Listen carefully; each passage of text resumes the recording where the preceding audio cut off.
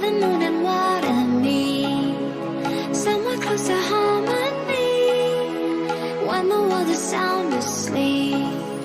Something's gonna bring the change, journeys we are meant to take, something at the edge of space, calling us to fly away. Don't you be afraid, everything will change. You and I, jumping off the edge, they say dreamers never die. So come and fly,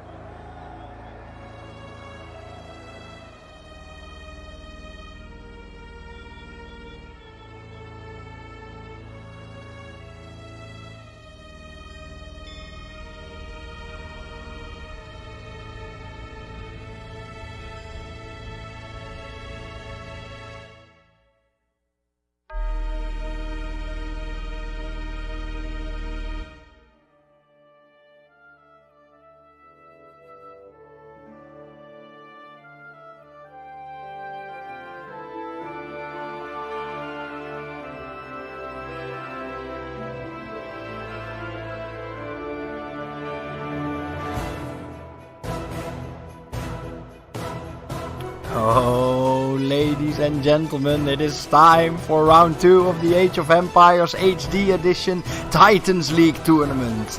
I am very curious to see what the players will bring today and who will come out on top and take that second point in the Dark and the Feudal Age group.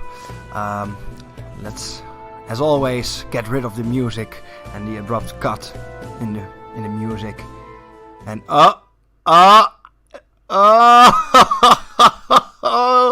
the quality of this stream is going through the roof. My God, what was that? I want to see it again. Want to see it again? Yeah. Oh! And you see the standing screen. It is amazing. It is absolutely amazing. Oh, I absolutely love it. Well, without any further ado, with that aside, let's take a look at the games at hand for today. So, of course, as always, we have the Dark Age group first, with the almighty Igionic facing Bjorp first. Then we'll see Banana Bread versus B-Swift, then Ruudwoltering versus Laser Raptor, and then we have a short break, and then we have the Feudal Age games. Excuse me. Okay, so I don't want to waste too much time here because I'm very, very hyped about these games. Of course, I haven't seen any of them because I want to keep streaming fun for myself too.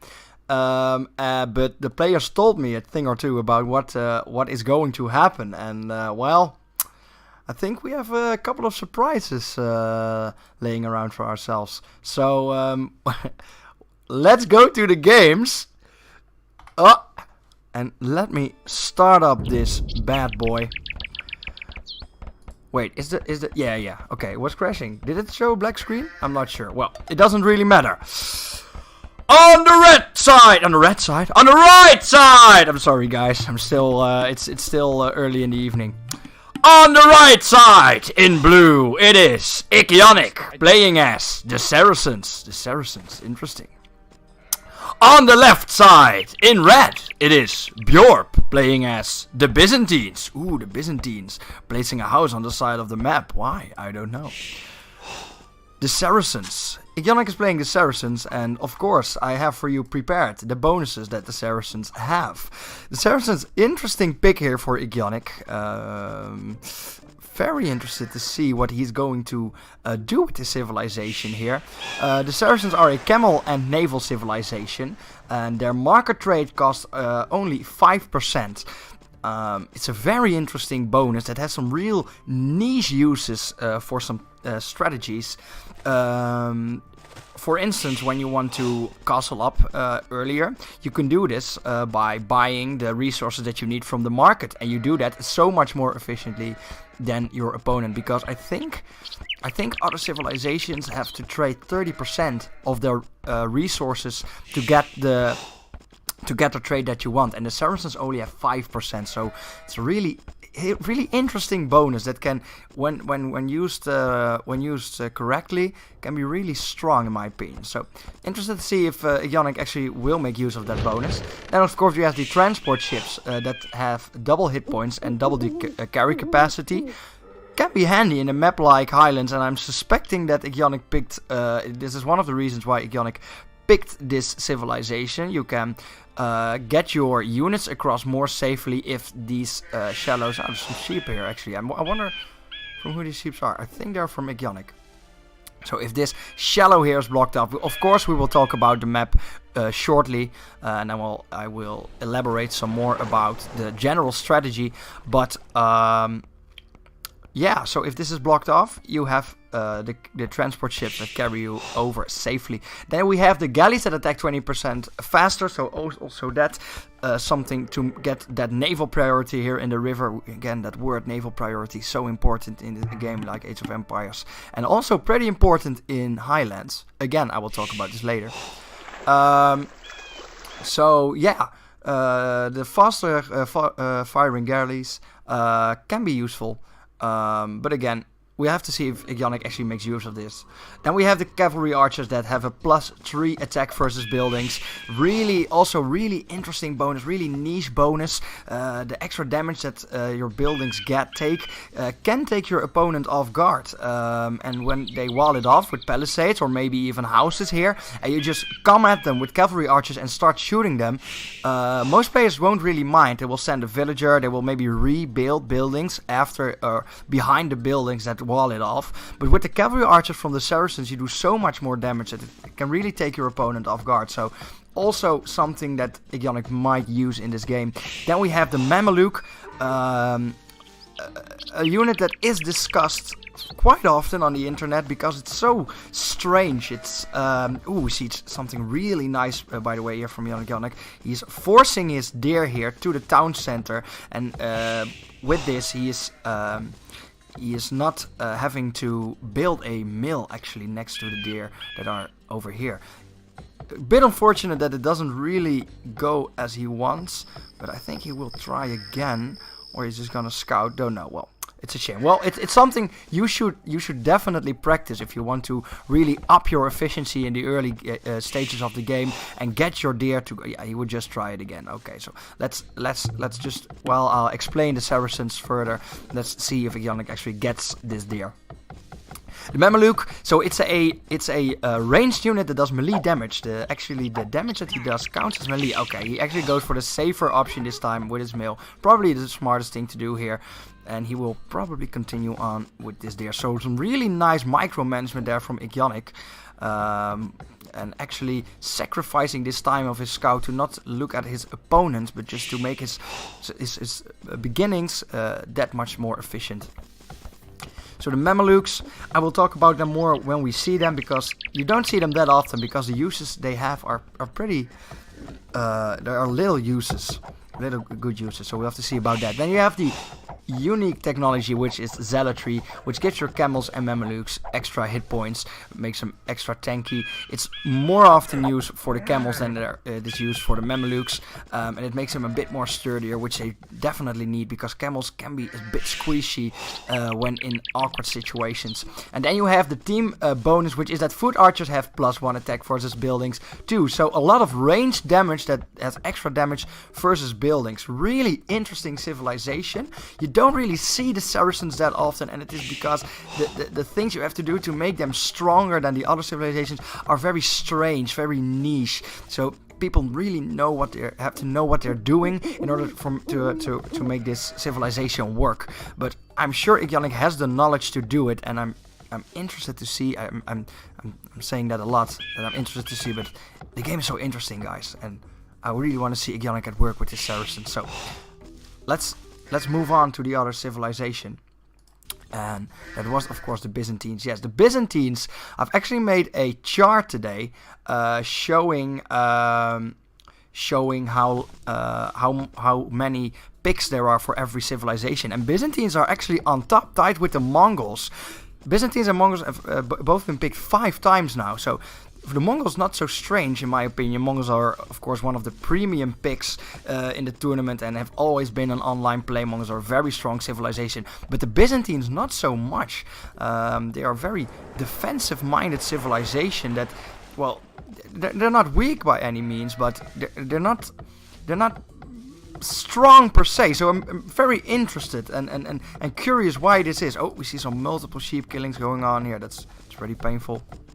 Without any further ado, let's move on to the Byzantine bonuses. They are, as I said, a very defensive civilization with the extra building health. Really, in my opinion, useful bonus here on a map like Highlands, where we can see Bjorp starting off his wall off, and with the extra health that your houses have, really makes him. I think Ionic, will he just walk past? I would have expected Ionic to just try to attack this villager and stop him from making this wall off done. We shall actually see Bjorp going here. But as I said, these buildings will have extra health, and with the small block that you only have to do on this map, it can be really useful, especially versus a civilization like the Saracens that do that extra damage versus the buildings. Then we have the camels, the skirmishers, and the pikemen, and the halberdiers that have reduced cost, as we discussed earlier. Very handy late game bonus. There we see a feudal timing from Ikionic in the 11-minute range. Very neat timing there. And is instantly going for a market and blacksmith. Oh, that is so juicy. Instantly dropping down the double building for the castle age, and he's already on 700 food, so this will be a very fast castle time for Ikionic. Really playing it well here, really showing off what he can do in that early game. And part of it is probably, this is a bit of a shame I guess, but part of it is that deer micromanage and just the little things that he did in order to get ahead of his opponent. So really nice instant drop of the bow. He instantly went castle age. Castle age at a 12-minute 45. That is a really fast timing, and I'm curious to see if Bjorp is ready for aggression like this, because as we can see, Bjorp is just now feudal age. But I'm lingering a bit. I'm still not finished with the Byzantines. The late game bonus of the trash units that are cheaper is nice, but as it seems right now how fast this game is going, I don't know if we'll get there, so we'll have to see. Fire ships have more power, which is nice in a game like Highlands.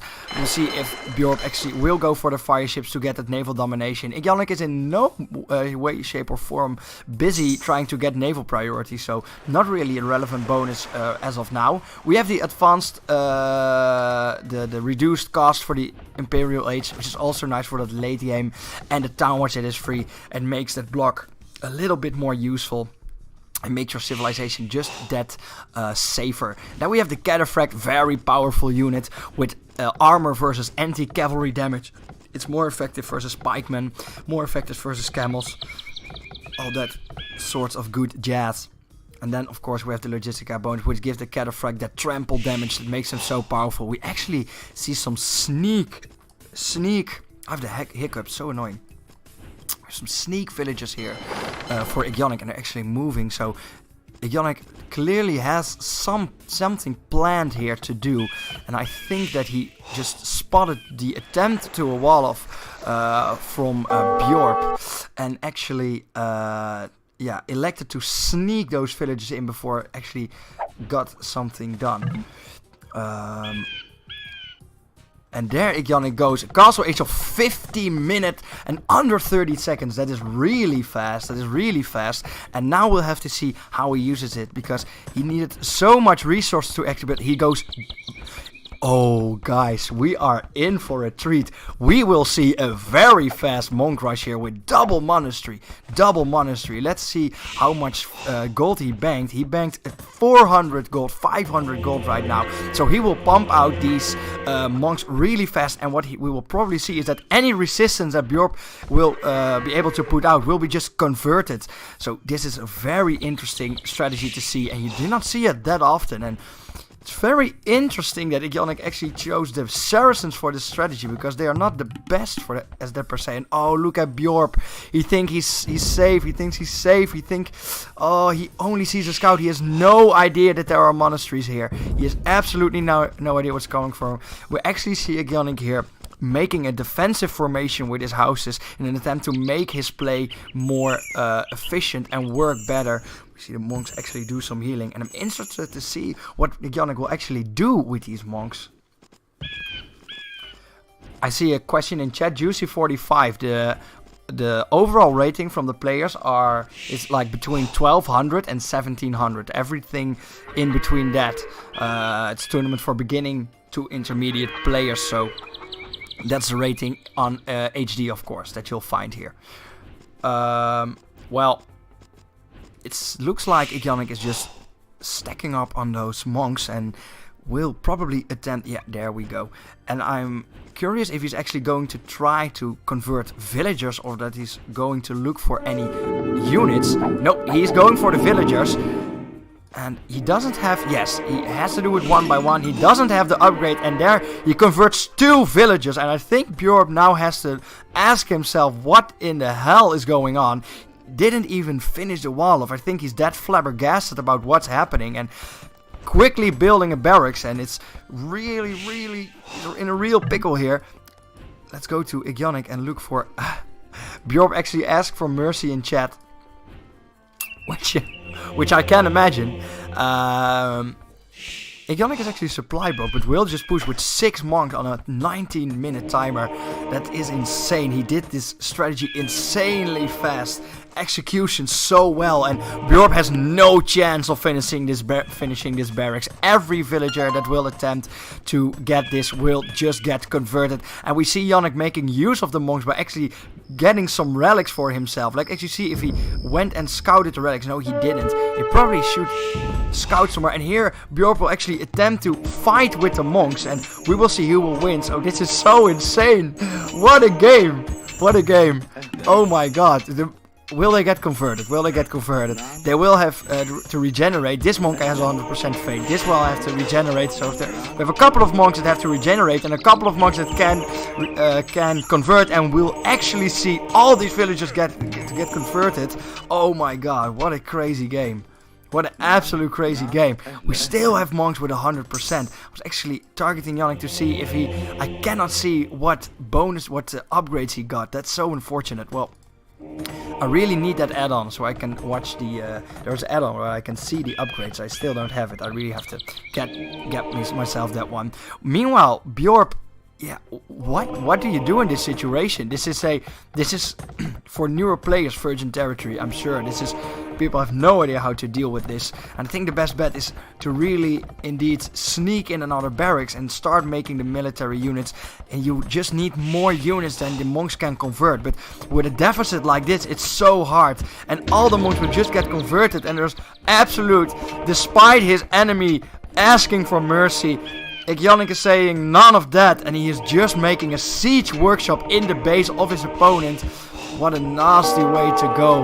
But Ionic really showing his teeth here in the tournament, really showing that he is a flexible player that can play the more funky strategies.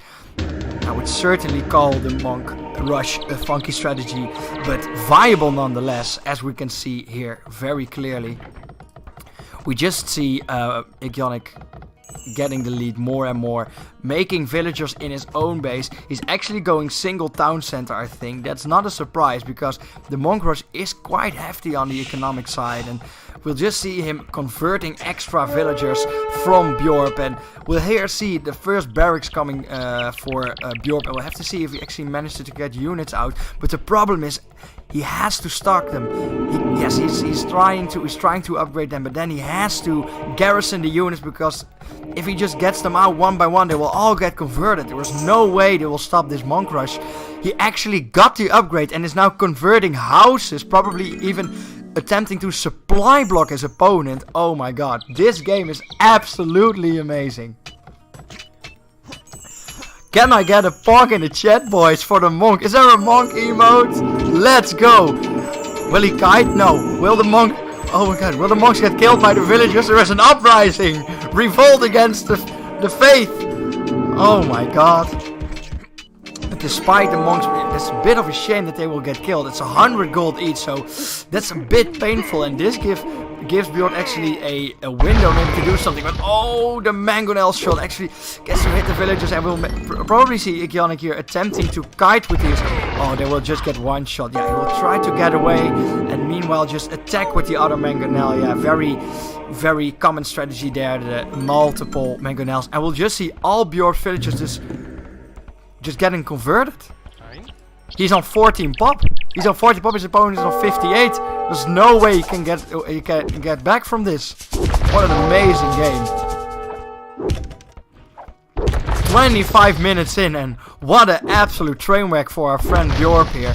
But who could have seen this coming? Who could have seen this coming? I certainly didn't see this coming. I mean, I didn't really watch the miners. As we can see, he's committing a lot of villagers to miners, which obviously you have to do when you want to make units that cost 100 gold each.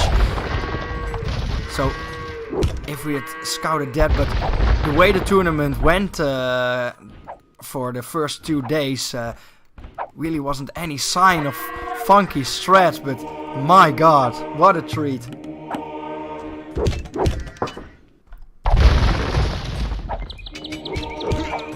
We actually see the scouts, I think, I really like the pick here from Bjork going double stables.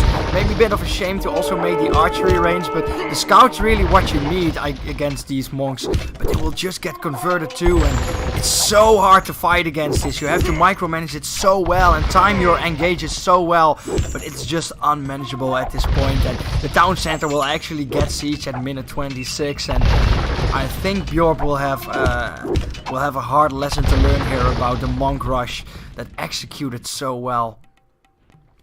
Actually converting the houses, leaving no space whatsoever for his opponent to recover. And we'll actually see the town center here dropping to less than 50% health.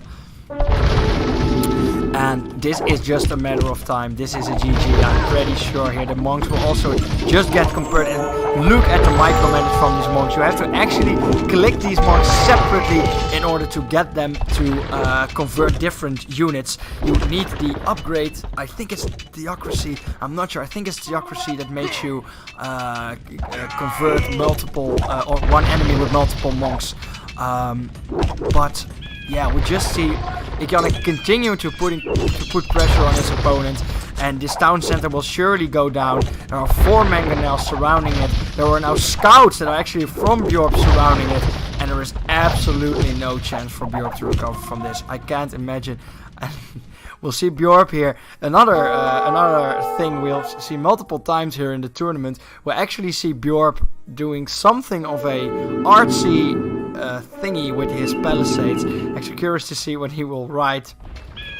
But the sad thing is, he doesn't even have the wood to finish it. So we will probably never know. Oh, it's so sad. And I think the monks are now just converting maybe the buildings.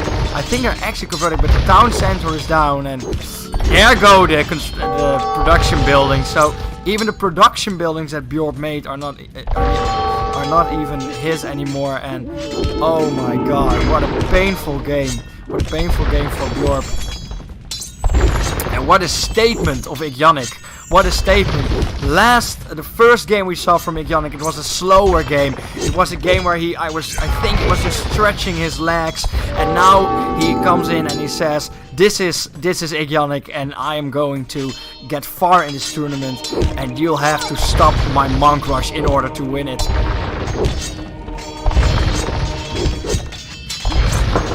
If the buildings aren't getting converted, they will get absolutely destroyed by the mangonels, and there is a sad face coming in for Bjorp and a GG, and there was a GG indeed. There was absolutely no chance for Bjorp to get that one.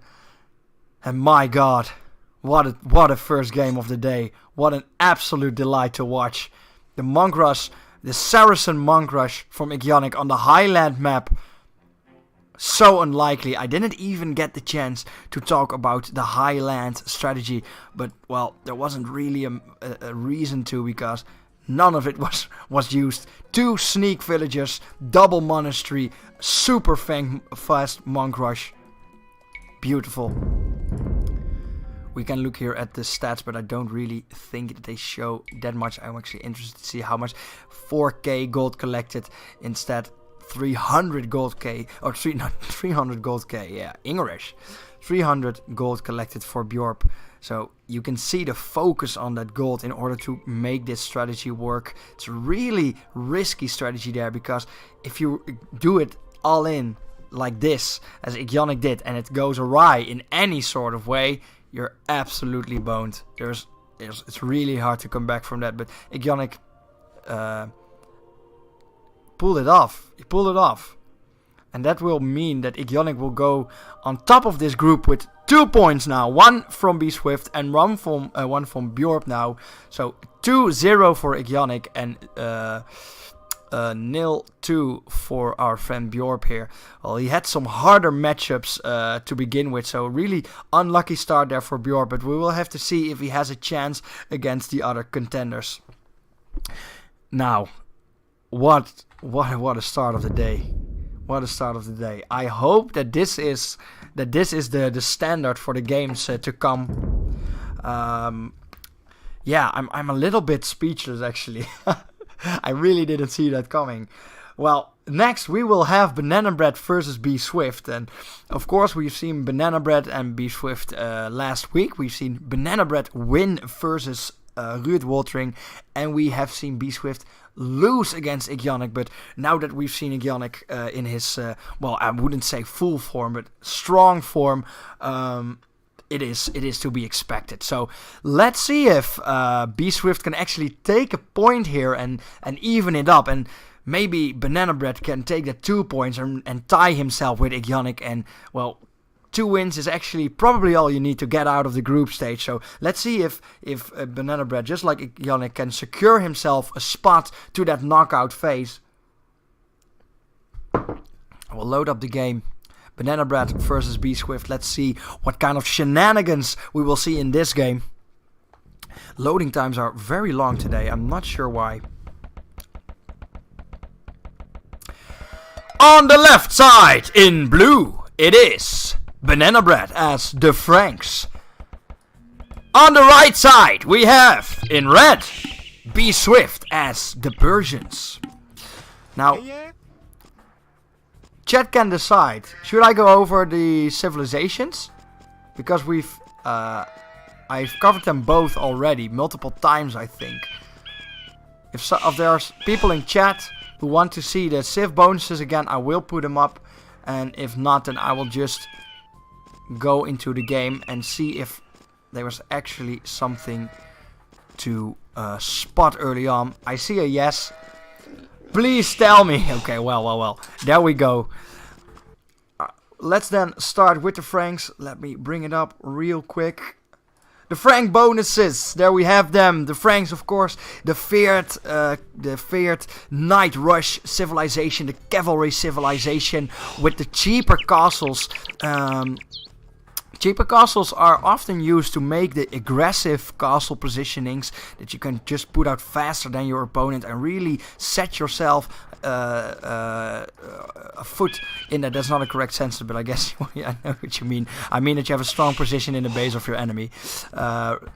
Then you have the knights that have the plus 20% hit points, and that's why it's one of the reasons why the Night Rush of the Franks is so powerful. They don't have 100 HP, they have 120 HP. It's so strong. A lot of units take ages to take knights down, so really cost efficient strategy there. And then we have, of course, the farm upgrades, which means that all the farm efficiency upgrades, like horse color, like plowing, and I forgot the name of the other one in the Imperial Age, they will all come instantly when you get to the next age, and it's really a wood bonus because it really gets your farms to be more efficient. And then you have the throwing X-Men. Funny, again, a unit that does range but does melee damage, just like the Saracen Mameluke that we talked about a bit earlier. Very niche unit that has some niche situations. Well, maybe we'll get to see them once. You really don't see them often, so to be honest, I doubt it. But, well, we still have like 80 or more games to go in this tournament. I'm sure they will be made once. Then you have the Bearded Axe, which gives the X-Men extra range, and in the kiting situations that the X-Men are sometimes in, it's really handy. Sometimes you will want to make this X-Men versus the archers, and then the extra range comes in handy. And then of course you have the +2 line of sight, which also makes your night rushes more efficient because you can spot the resources and the wood line of your opponent faster, and thus you can attack them faster and quickly decide what the highest priority target is. So that's it for the Franks. The Franks are notorious for being a pretty linear civilization because the Night Rush is so potent that there often is not really a reason to do anything else. But we'll have to see if Banana Bread has maybe something creative in store there. So that's all for the Franks. And now we go for the Persians, was it right? It was the Persians. Yeah, it was the Persians. So the Persians, also a pretty popular civilization, also a cavalry civilization, so interesting matchup there.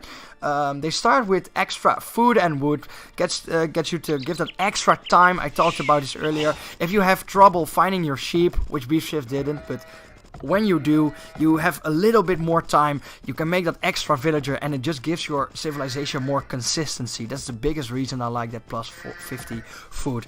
It also, with the plus 50 wood, gives you a little bit more leeway to get funky with your build order, or just a little bit more forgiving when you maybe time your lumber jack assignment a bit late or a bit awkward. So really just nice little extra there for the Persians. And then we have the town center and the docks that have 2% more hit points and a faster work rate. Really handy on a map like Highlands, where sometimes your docks getting rushed is a problem, and with the double hit points it takes your opponent that much longer. So we'll have to see if we actually get some naval battles going here, and if we see that extra health being used, as we saw in the game KMA versus Terteldo on Sunday, where we saw that KMA took so long to get the harbors down from Terteldo because they had the double health. So really useful bonus.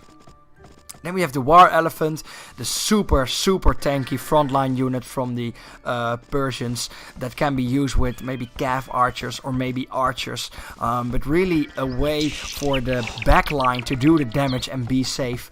And then you have the Mahout, which makes the elephants faster and gives them some more use, because when they get this upgrade they can actually sometimes duke it out against infantry and against some cavalry even. We actually see some battle shenanigans going on here. Banana Bread trying to distract his opponent. We actually see an interesting boar placement here from B Swift. A little bit far away from his town center and from his mill, so not sure why that happened, but well, I guess we have to do. And we have the knights that have +2 attack versus archers, and I've made it clear multiple times that I'm not really a fan of this bonus. Knights are already very strong versus archers, and this is not something they really need, but I guess it's nice if your opponent is foolish enough to go archers versus the Persians when you're going knights. I guess you beat them even harder. So cavalry civilization versus cavalry civilization here. In terms of who's better, I think I would give it to the Persians, especially in the late game, because they have so much options. They have a full cavalry tech tree. They can make the paladins, they can make the heavy camels, they can make the hussars, they can make everything. Yes, the cavalry of the Franks is a little bit more tankier, but the versatility of the Persians is a little bit more to my liking. And here we see actually a collision of scouts and an awkward wolf fight. Nearly dying there. We see a follow from B Swift, and B Swift attempting to look at his opponent and see if he can spot any sign of a strategy. We see a single gold miner there, and on minute 10 two people that are still on Dark Age, but we see Banana Bread going up, and now that we see that B Swift also clicked up.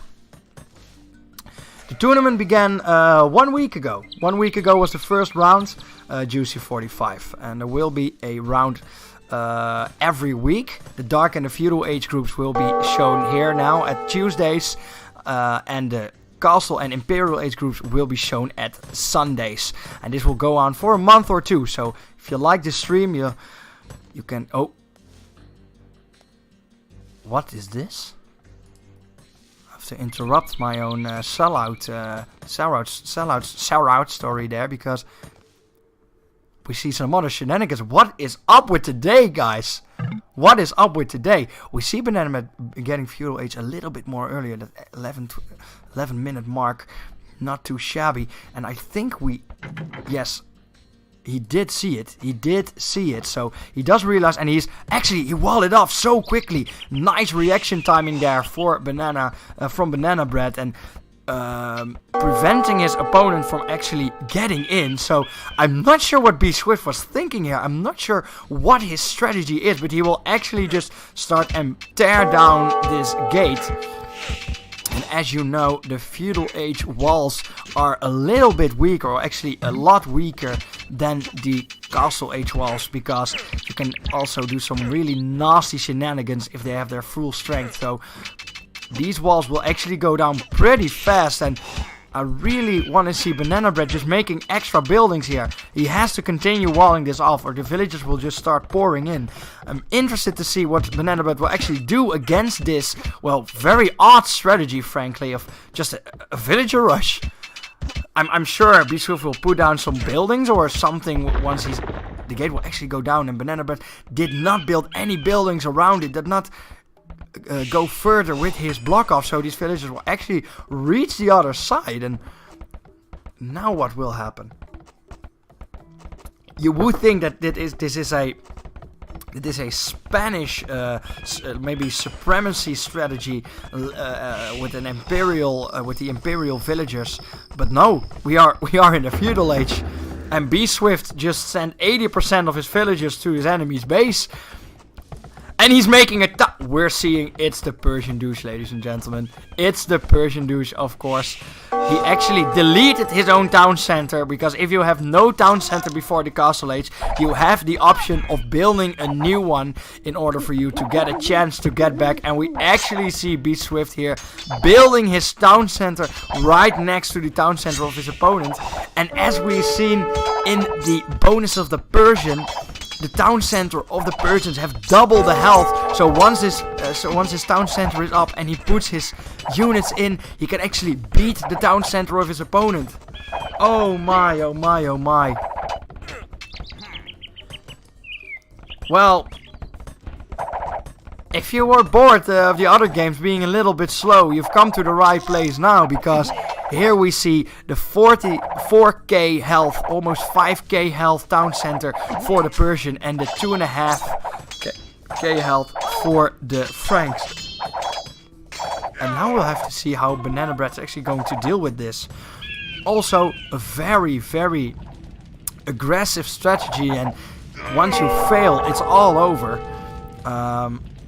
There's really no actual way from coming back from this, and now we see the reason why the villagers actually went all to his base, because this is just simply an all-in strategy. And we see Banana Bread here struggling a bit on how to deal with this, and that's not too surprising, because you do not see this one too often. The Persian douche is in fact a pretty notorious strategy, but nonetheless something we do not see too often. And B Swift is saying, I may have lost against Ionic and I may have lost that first game, but Banana Bread, I'm going to take this point from you, and I'm going to get myself back into this tournament, and I'm going to do it with the Persian douche. And we actually see Banana Bread here walking with his villagers and probably looking for an answer in his base, but the problem is there is no real base here. You can delete his units, but there is still a super powerful town center in your base.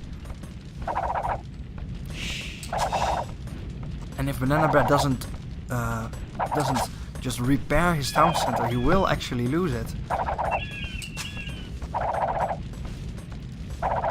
He put all his villages in the town center. I'm not sure why. It's really important at this stage to just get them out and get the resources you need to actually to get the units to retaliate, to get the wood to repair that building. And well, there's not much else to show you. I want to talk to you about general strategy of Highlands, how naval priority can be a thing, how you can wall it off, get a late civilization, and get yourself strong, and then waltz over your opponent. But nope, it's just monk rushes and TC drops, boys.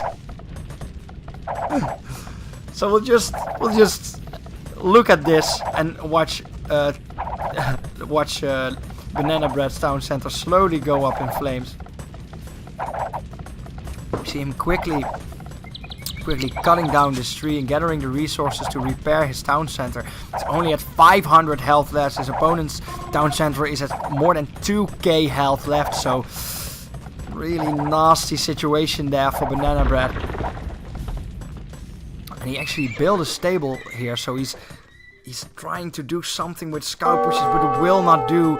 And I'm not really liking the scout decision here. I think at this point Banana Bread is a little bit on tilt, because there was absolutely no cohesion to any of this. He built a blacksmith and he built a stables, and he's trying to bell his townies and then just collecting random resources. So I think Banana Bread at this point is really confused about what to do here, and not too strange if you're not too familiar with all the strategies that can go on here in Age of Empires 2. This is certainly one that is not that known. The Persian douche, ladies and gentlemen. We actually see B Swift going for a tower here. Nice, he did wall off his villagers to prevent the scout from doing anything, from getting this stone collected in order to build a new watchtower. And once the watchtower is built, it's getting really hard for Banana Bread to react to any of this. He now built the lumber camp to the other side of his camp, but it's a little bit late, and well, with the tower also down, it's looking really bad. It's actually interesting that B Swift is electing to kill the houses, but with the power that the Persian town center has, well, they're going down pretty fast, and Banana Bread will actually get supply blocked from here, and well, he needs the wood to repair his town center, so really nice idea there from B Swift, really wasting his opponent's resources as much as he can, buying as much time as he can to just get this down. And Banana Bread really needs to start thinking of an answer, because if this will go on like this, it will be over soon. What a strange series of games, guys. What a strange series of games. Now here we see it. This will have no effect whatsoever. The villagers will just repair this, and here we see B Swift doing exactly the same thing with his wood line. Once the scout will even be close to this, he will just quickly build this and wall it off, and then it is just useless there for that scout. And now we just see that B Swift converted his TC drop into a tower wish. So really nasty strategies there from B Swift. Well, if you want to win, you have to sometimes do nasty things, and this is war. B Swift is serious. He's saying, I may have lost the first game, but I'm really not interested on leaving this tournament in the group stage. And if I have to do a TC drop in the towers, then I will go for this. We'll just repair his town center and slowly chip away. Points are kind of close, and that's not really strange, because I don't think B Swift is actually collecting any food. No, he's actually idling with a lot of villagers, so it's a bit of a shame, because if Banana Bread somehow gets back from this, the game will indeed be back into Banana Bread's hands. But at this point, I don't know. TC is both just getting repaired over and over. We see the towers getting pushed in slowly but steadily. And we see an actual GG from Banana Bread. Banana Bread sees no chance and resigns. Resigns at 25 minutes. What a way to go down. The TC drop from B Swift got him a point. Both now 1-1 in their groups. So that will mean that Banana Bread needs to win himself another game somewhere else to get himself that spot into the knockout stage. And B Swift is now well on his way.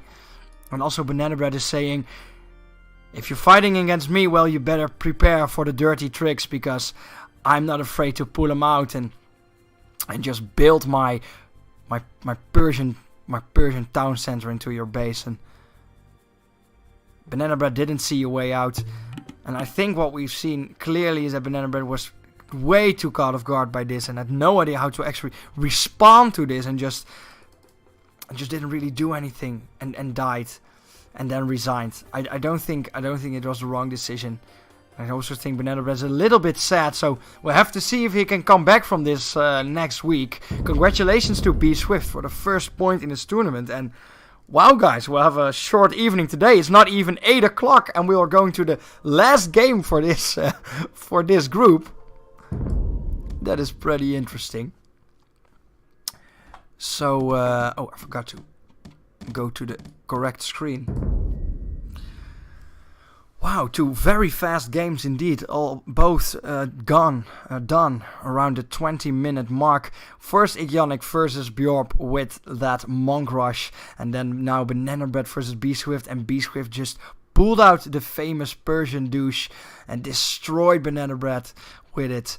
And now we'll have to see Ruud Woltering versus Laser Raptor, and well, I'm not sure what to expect anymore. I don't know what's going to happen. What kind of cheese we may see today, I have no clue. We'll quickly move on to the last game. That is, of course, Ruud Woltering versus Laser Raptor. On the left side, in blue, it is Ruud Woltering as the Franks again. On the right side, in red, it is Laser Raptor as the Byzantines. So again, the Byzantines, very, very popular civilization here. Now, I did go over both civilizations already today, so I won't bring them up today. Maybe I will just show them on the screen real fast for people to look at them. Yeah, I think I've said enough about them. I'm interested to see what's going to happen. We see, of course, one way to your opponent, and we see a wrinkly river here that's going right through the map. Byzantines, of course, defensive-minded civilization, really interested in walling this off very fast and then just turtling in your base, getting to that Imperial Age, getting yourself that strong cataphracts, and then later even that fast and cheap skirmishers and pikemen.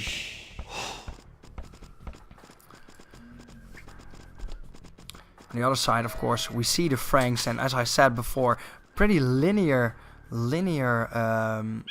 civilization there, and the castle, the night rush is actually what they're all about. And if the Byzantines actually manage to wall this off properly on time, I'm interested to see if Ruud Woltering can find a way to make the Franks work. I've already said that about Banana Bread with his Franks, but well, as we've seen a couple of minutes ago, that really didn't go as planned at all. How you enter this tournament? Well, the next tournament, I'm not sure what the game will be. It will probably not be Age of Empires, but it will probably be some other strategy game, and preferably an old one. And if you just follow this stream, you will find out how to sign up. But it will be in late January, early February at the earliest. So for now, don't worry about that and just watch these amazing players go at it at each other. And here, Ruud Woltering probably dropping his mill. Oh, he actually didn't build a mill, but is farming these brushes. So a little bit of efficiency amiss there. And here we see Laser Raptor, of course, getting his board to the town center. And as I stated before, Laser Raptor and Ionic, both players that are probably the contenders for the first and second place. I cannot tell you on the top of my head when they will play each other, but I'm very hyped for that matchup. And we've seen earlier today Ionic really showcasing his knowledge of the game with the Monk Rush. And now we will see if Laser Raptor actually has an answer to that, maybe also can show what he can do in this game. A Mountain Blade Warband tournament. Yeah. Well, I won't say no immediately, actually. I won't say no immediately. That could be very interesting. But I'm actually thinking about I'm not sure when the remaster of Command & Conquer will come out, but maybe that one, or maybe just a Red Alert 2 tournament also would be pretty awesome. Well, but that are things for later. Now we see the second board being pulled for Laser Raptor, and pretty nice timing there. The first board nearly done, and then just going to the next one. So nice efficient macro there for Laser Raptor. And do not really see signs of strategy here. We actually see Ruud Woltering walling off this side of the map, and this time there was no sneak villager going in, and also no scout going in for Laser Raptor. He's still busy scouting off his own part of the map, so he will not be able to look what his opponent is doing. But as I said earlier, the Franks are a pretty predictable civilization, so let's see if Laser Raptor actually assumes the strategy that his opponent will use, or that he will get caught off guard by something maybe different. So let's talk a little bit about the map here. I didn't have the chance to talk about it at all, because right about now there was already there was crazy shit going on in the other games. So Highlands is in a couple of ways similar to Baltic. We've of course seen Baltic as the map of choice for the first round, and I talked a lot about naval priority there, but I also talked a lot about the fact that you really need both priorities to actually shine. You need the naval priority to deny your opponent of any options, and then you need the land strength to actually finish them off.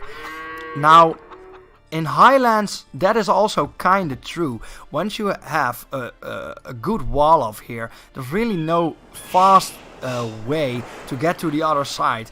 Unfortunately, we've seen Banana Bread walling it off here, but then when his opponent started attacking, he didn't just wall off the second his own wall, and then just, yeah, that's what you're supposed to do. Once you get attacked, just build another wall here. Once they attack that, they build another wall here. You can build them faster than they can destroy them in the early stages of the game. So there's actually not really a way to get in. Now Laser Raptor will actually find out that the way is barred, and that he will has to find another way to actually get in. But yeah, the point is, once you have that wall off, it's really important to get that naval priority here in the river, because that is exactly the same story, and maybe more so than in Baltic, because with Baltic you have these sides of land, and once the sides of land are broad enough, the ships can sometimes not even reach them. So you don't really have to worry about that too much sometimes. But with Highland, it just blocks off the entire map, and once this is blocked and barred, there is absolutely no way in. So once you have the naval priority here in this river, you just shut your opponent down and deprived him from any way of getting into your base. We'll actually see a watchtower going down here from Ruud Woltering in an attempt to watch his opponent do any sort of shenanigans. Watchtowers don't have that much sight in the early stages of the game, and well, he did build it as a block off there. We have to see if Laser Raptor actually will adjust his target of the wall off. So yeah, that is the general strategy. That's probably why Laser Raptor went for the Byzantines. We see an 11-minute feudal timing, not too shabby there. We see a blacksmith going down instantly, which indicates that Laser Raptor is looking for a fast castle there. On the other side, we see Ruud Woltering going for a barracks, but not really making any units there. He also didn't click up, so he's really behind already. Despite the point difference not being that high. And we actually also see Laser Raptor there with a nice resource management, and he can now make a marketplace, and he actually will. So yeah, we will see Laser Raptor actually finishing this marketplace, and then we will see him going Castle Age, and he will have the resources once this marketplace is done, and that will mean that Laser Raptor will have a very fast castle time. And actually, I'm not sure what the castle timing of Ionic was, but I think that Laser Raptor is going to beat him there, and that's exactly what I mean. That was what I was hoping to see. We see Laser Raptor saying here, I can do that fast castling too. I'm pretty sure we won't see a monk rush here because, well, there's already a wall off there, but we do see the very nice economic efficiency from Laser Raptor here. And will he click up? Yes, he did click up at minute 13, so that is absolutely amazing. That's a very fast castle timing. And, well,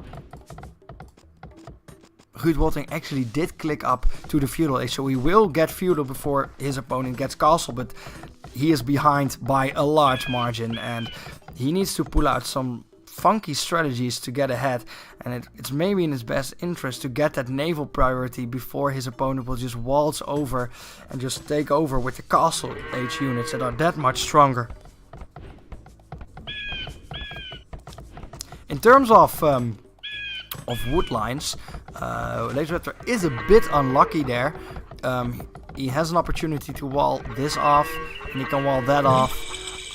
But then it gets a little bit hard to actually get a defensive wall of there for himself. I guess these woods are nice, but the great gaps here are just a little bit much. And over here, Well, on the other side, Ruud is having a little bit of a better map generation there. He can just wall off this side, then wall off this little side, and then he can build his buildings in a way so that it blocks off it. But he didn't do that, so that's a little bit unfortunate. Not really making use of the map that he is given. But he will go for a stable, of course, so we will see those strong Frank cavalry units. And we didn't see Laser Raptor actually making a wall off, so Laser Raptor not really caring about any possible aggression that can come his way, and he will actually go for a stable himself.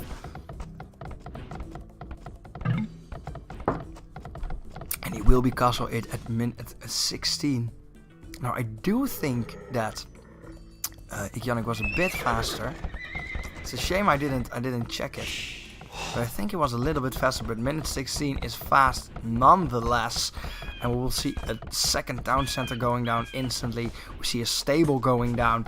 And, well, it's a matter of time before we will see what Laser Raptor will actually choose as a strategy here. Now we see Laser Raptor actually walling off his side of the map. So that tells me he's not really interested in any aggression at this point. And now he's noticing that Ruud Woltering is actually attempting to steal his sheep, but to no avail. And then we see a marketplace going down for Ruud Woltering, so also attempting to get to that castle age, but well, he's a little bit behind on food, and that's probably because he didn't really get his sheep here, and he also didn't farm his deer, and he's already building all these farms with the wood, so... And he didn't do his boars.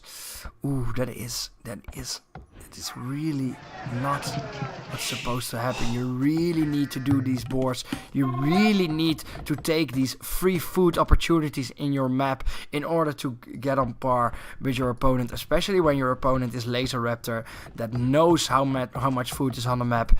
8 sheep, 8 deer, and 2 boars. Every map, guys. 8 sheep, 8 deer, and 2 boar. Don't forget it. Always look for the two boars that can be separate of each other. Then 2 patches of deer, both 4. And then 1 patch of sheep, 4 sheep, always 15 tiles away maximum from your town center. And then 2 patches of sheep of 2. I'm not sure how much distance there is there, but I would guess somewhere around 30 tiles. But the first 4 sheep are always 15 tiles away from your own town center. Something to keep in mind when you're scouting for your sheep. You can't find them. And when you have this handy little grid on, you can just count the tiles, and when you play a little bit longer, you get a general feeling of how far 15 tiles is and where the sheep should generally be. Oh, I actually have I still have the Frank bonus there. Sorry, guys. Well, I guess you're really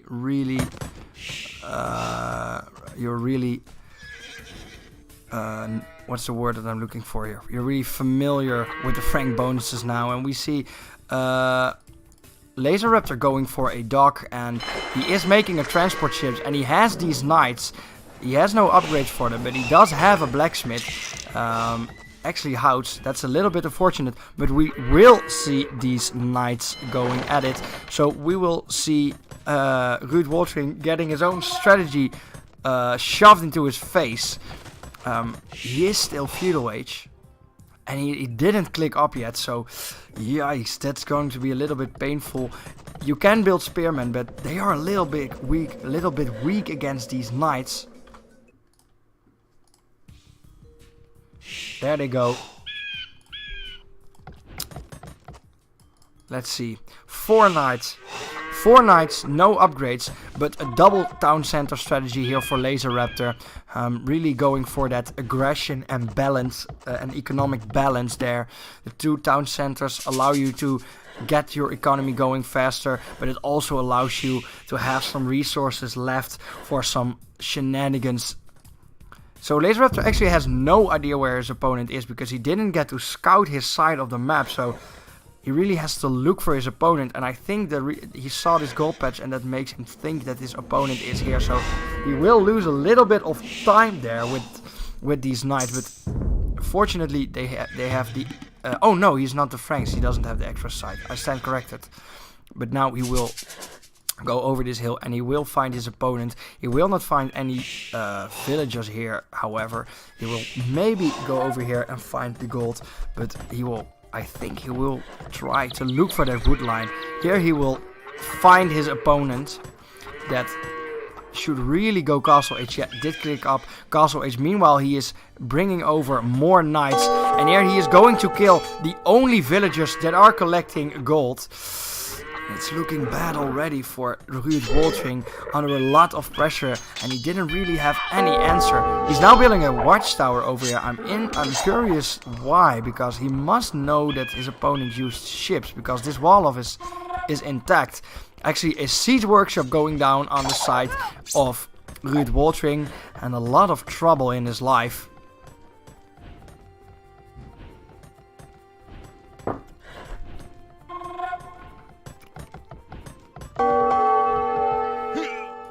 And now we'll see actually Laser Raptor denying his opponent a chance to finish that watchtower. And also he's getting scouts out. It's not the unit you want there. The knights even have the +1 armor. So yow indeed. Yeah, there they go. 5 knights in your base. 5 knights and a ping. I think that was a misclick from Laser Raptor. Will actually go for the mining camp next to his stone, and will just now go for some extra stone and probably look for maybe an aggressive castle placement there. Now we see at minute 25 his opponent getting Castle Age. That's really late, and with knights in your base, that is a little bit of a problem. So now he is making Spearmen. That is the unit we want to see there, but I'm afraid it's a little bit too late. I'm also wouldn't be surprised to see Laser Raptor extra going for additional bonuses. He's not actually getting any upgrades, but it's just nice here. He's getting his economic upgrades instead, going for that bow saw. Probably also having some gold upgrades there, and just really making his economy boom faster. He's already 800 points ahead. He's 4 knights ahead and soon 5 knights ahead, and Ruud Woltering struggling to actually get to protect his villagers. And we see for the first time today a somewhat more conventional strategy. And we will probably see these knights going down now.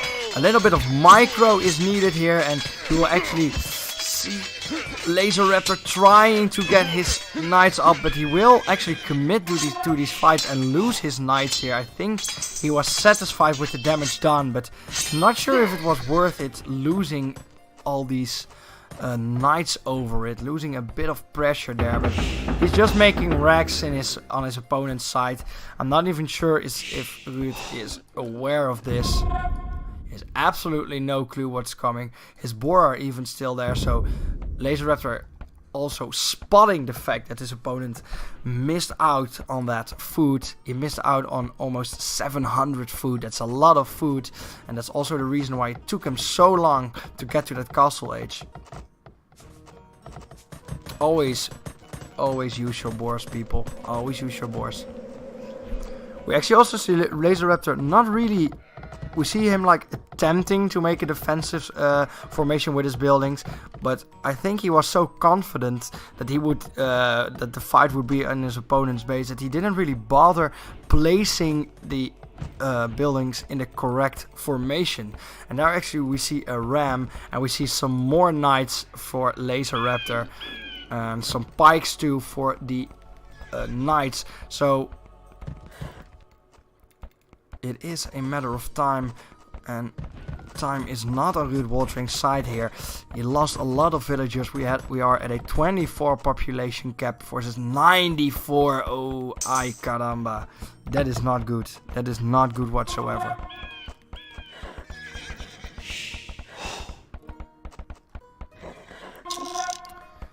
And we actually hear another pop cap there, but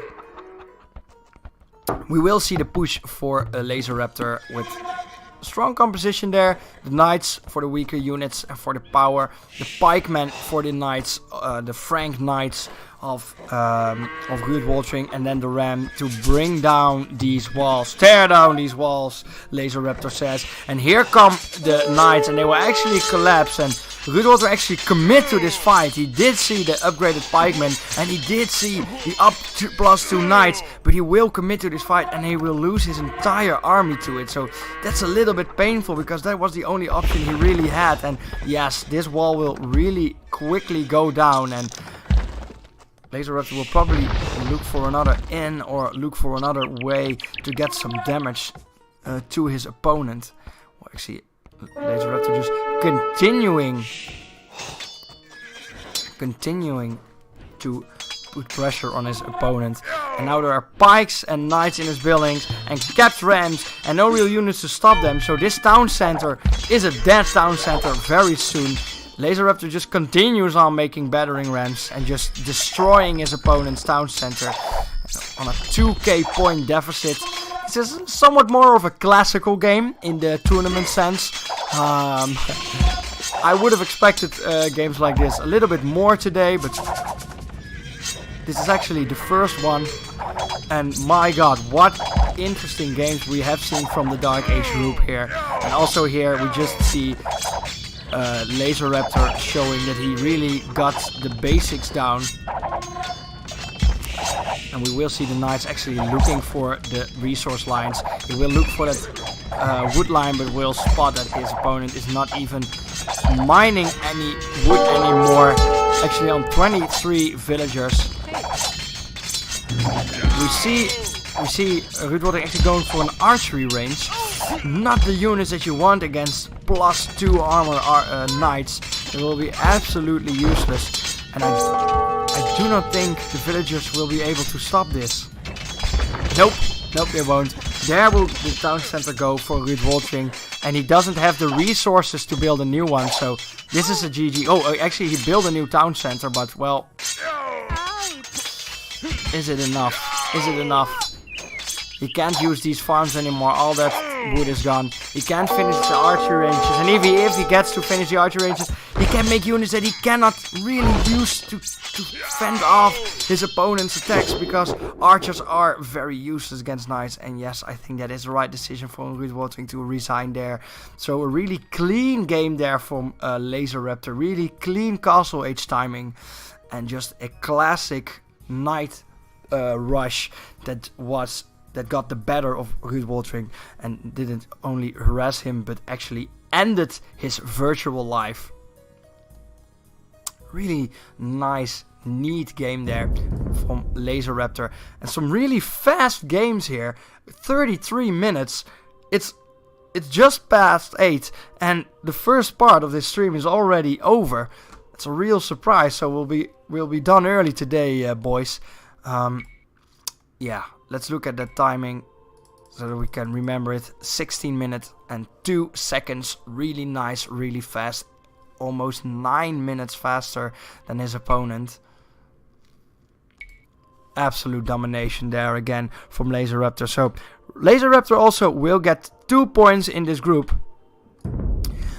Just like Igionic. So Igionic and Laser Raptor will be on top with 2 points. And then we have Banana Bread and Be Swift tied up in the middle in a 1-1.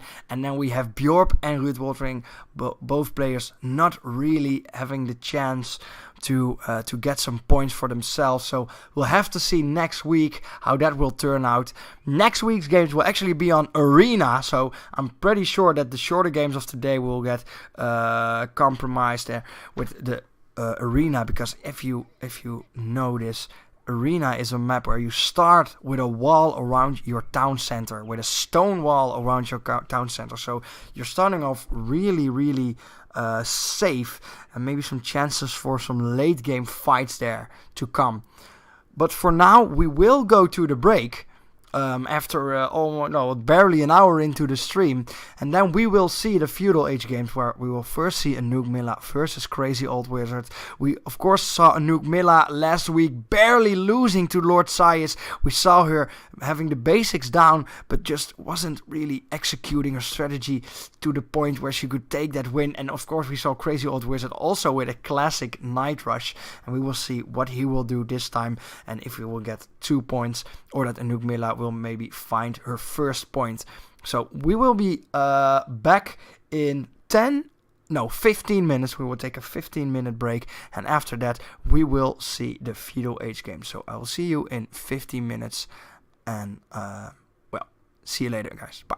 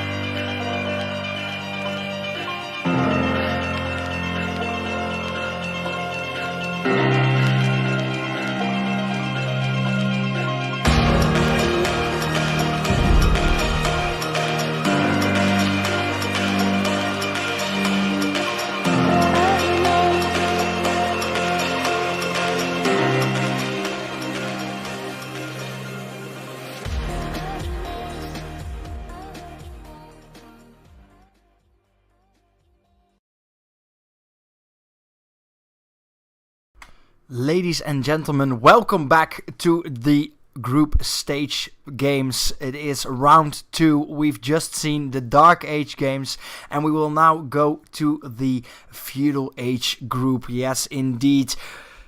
Wow, we've had a turbulent day, ladies and gentlemen. I'm not gonna lie. We've seen monk rushes, we've seen Persian douches, and we've seen castle age rushes. It's all been in there, and I'm very interested to see if the Feudal Age can go up to par of this amazing night.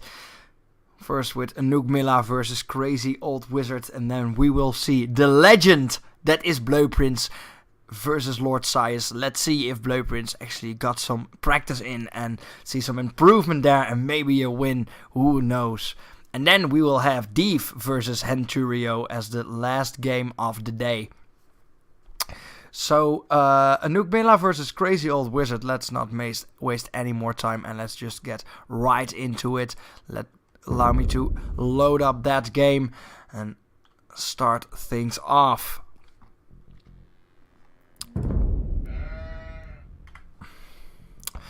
On the bottom side, in blue, it is Crazy Old Wizard as the Mongols. Yet again, we see the feared Mongols. In the top side, in red, it is Anouk Milla as the Byzantines. Now again, Anouk Milla is playing on a different Steam account. She is named Brobert here, but it is indeed Anouk Milla. Again, we have confirmation that it is indeed the one and only Anouk Milla. And I'm really curious to see how this game will pan out.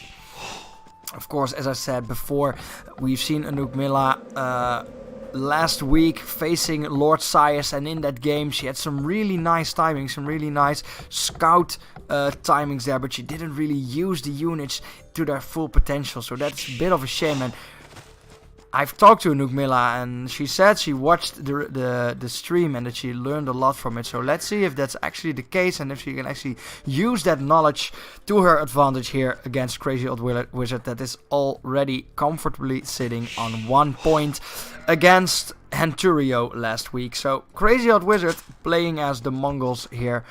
Let's go over to the bonuses that the Mongols have. I'm lost. Yes, there we are. The Mongols, as we know, a cavalry and a cavalry archer civilization with that very strong cavalry archer firing bonus. Really strong in combination with the Mangudai. It makes a horde of Mangudai so scary and so hard to deal with. Then we have the light cavalry and hussar plus 30% hit points upgrade. The cavalry archer and light cavalry combination is a very popular and potent combination because you can deal with a lot of compositions and lots of units when you pair these two together. Really fast moving, double damage dealing composition. And let's see if Crazy Old Wizard that went for the night rush last week. Let's see if we can do some cavalry archer raiding this time. Now we have the hunters that work 50% faster. Really nice to get yourself a solid early game and get you to that castle age faster, where you can make those cav archers and really shine. And then we have the Mangudai. I've talked about them so much. Mongols actually one of the most played civilizations this tournament, together with the Byzantines, and rightfully so because they're so potent, and the Mangudai is one big reason for that. And we have the drill that gives the siege workshop units more movement speed and gets you to kite your opponent down actually with your mangonels. So nasty. Oh, that's painful. We actually see a villager dying there to the boar. Doesn't really matter. He is already 100 points ahead of his opponent. That is, of course, Anouk Milla. Then we have the scout line of sight, which is really nice. It gets you that +2 sight, which makes you scouting as a Mongol so much easier. The Indian civs, like the Aztecs, the Mayans, they have that Eagle Warrior that also have that +2 line of sight by default. But the Mongol Scout also has that additional line of sight, but also has the movement speed of the scout unit. So the strongest scouting unit in terms of scouting in the game, and gives you really gives you a lot of information quickly. So really strong civilization, well-rounded civilization. Really like them. Who doesn't? On the other side, of course, we have Anuk Mila playing as the Byzantines. Very funny to see the two most popular civilizations here battling it out against each other. Byzantines, I've had them up multiple times today already. Very defensive-minded civilization, and although we haven't really seen it despite the usage of the Byzantines, it's really important to wall off this part of the map, especially if your opponent is called the Mongols, that is so interested in raiding and bringing you down before you can actually respond to anything, especially when you are the Byzantines that really need time to start up and to get the cataphracts going and to get the cheap late game units going. So I'm hoping to see a wall of very soon here for Anuk Mila, just like her opponent is doing, Crazy Wizard. So really defensive-minded civilization with the building health, with the cheaper units. The fire ships will help if Anuk Mila will attempt to go for some naval priority there. Fire ships really strong in single-to-single situations. And then, of course, what I was talking about was the cheaper Imperial Age, and get you to that strong point of the Byzantines where the units are cheaper and so strong with the cataphracts, with the trample damage, where you can really surround your opponent with that cataphract and get the trample damage in to do actually maximum damage. So we see a forward gold here for Crazy Old Wizard. What I mean by that is that the gold that he has to mine from is in front of his base.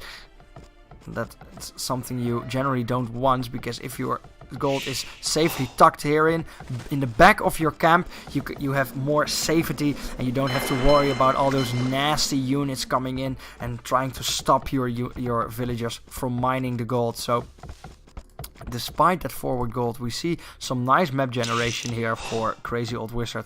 We see an easy wall of here, we see an easy wall of there, an easy wall of here, right here, and then this somewhat bigger gap, but this is the only big gap that he actually has to wall off, and then he will be completely tucked in, even if his opponent has crossed this river. Now on the side of Anuk, we do see somewhat of a back gold over here, and we see a super back gold over here, super safe. You can actually wall this side off and just have this free gold that has no way of getting touched by your opponent. And then of course with all these nice neat wood lines here, only this big gap to fill. But for both players, I'd say a pretty nice map generation, and something to keep in mind when you're playing against a civilization like the Byzantines that's really not interested generally in the early aggression.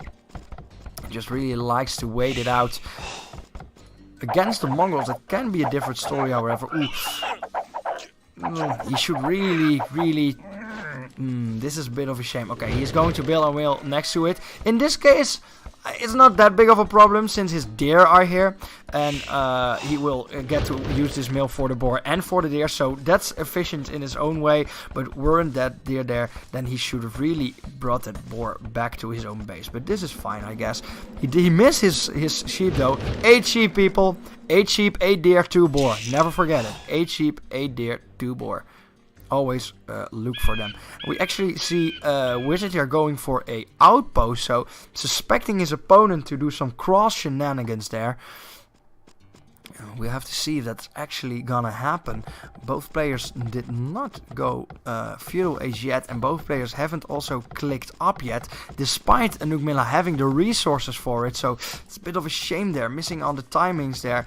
However, Crazy Wizard just clicked up and will go to the Feudal Age, and I'm pretty sure Anuk Mila, yes, she also will click up. So they will be pretty close there. They will both be pretty late, but if you're both pretty late, it doesn't really matter that much, I guess. So we will have to see. We actually see Anuk Mila going here for a double lumber camp. Very nice way to make your villagers as efficient as possible. And really preventing your villagers from getting bumping into each other and losing that efficiency. It's the new name of the game, people. Efficiency.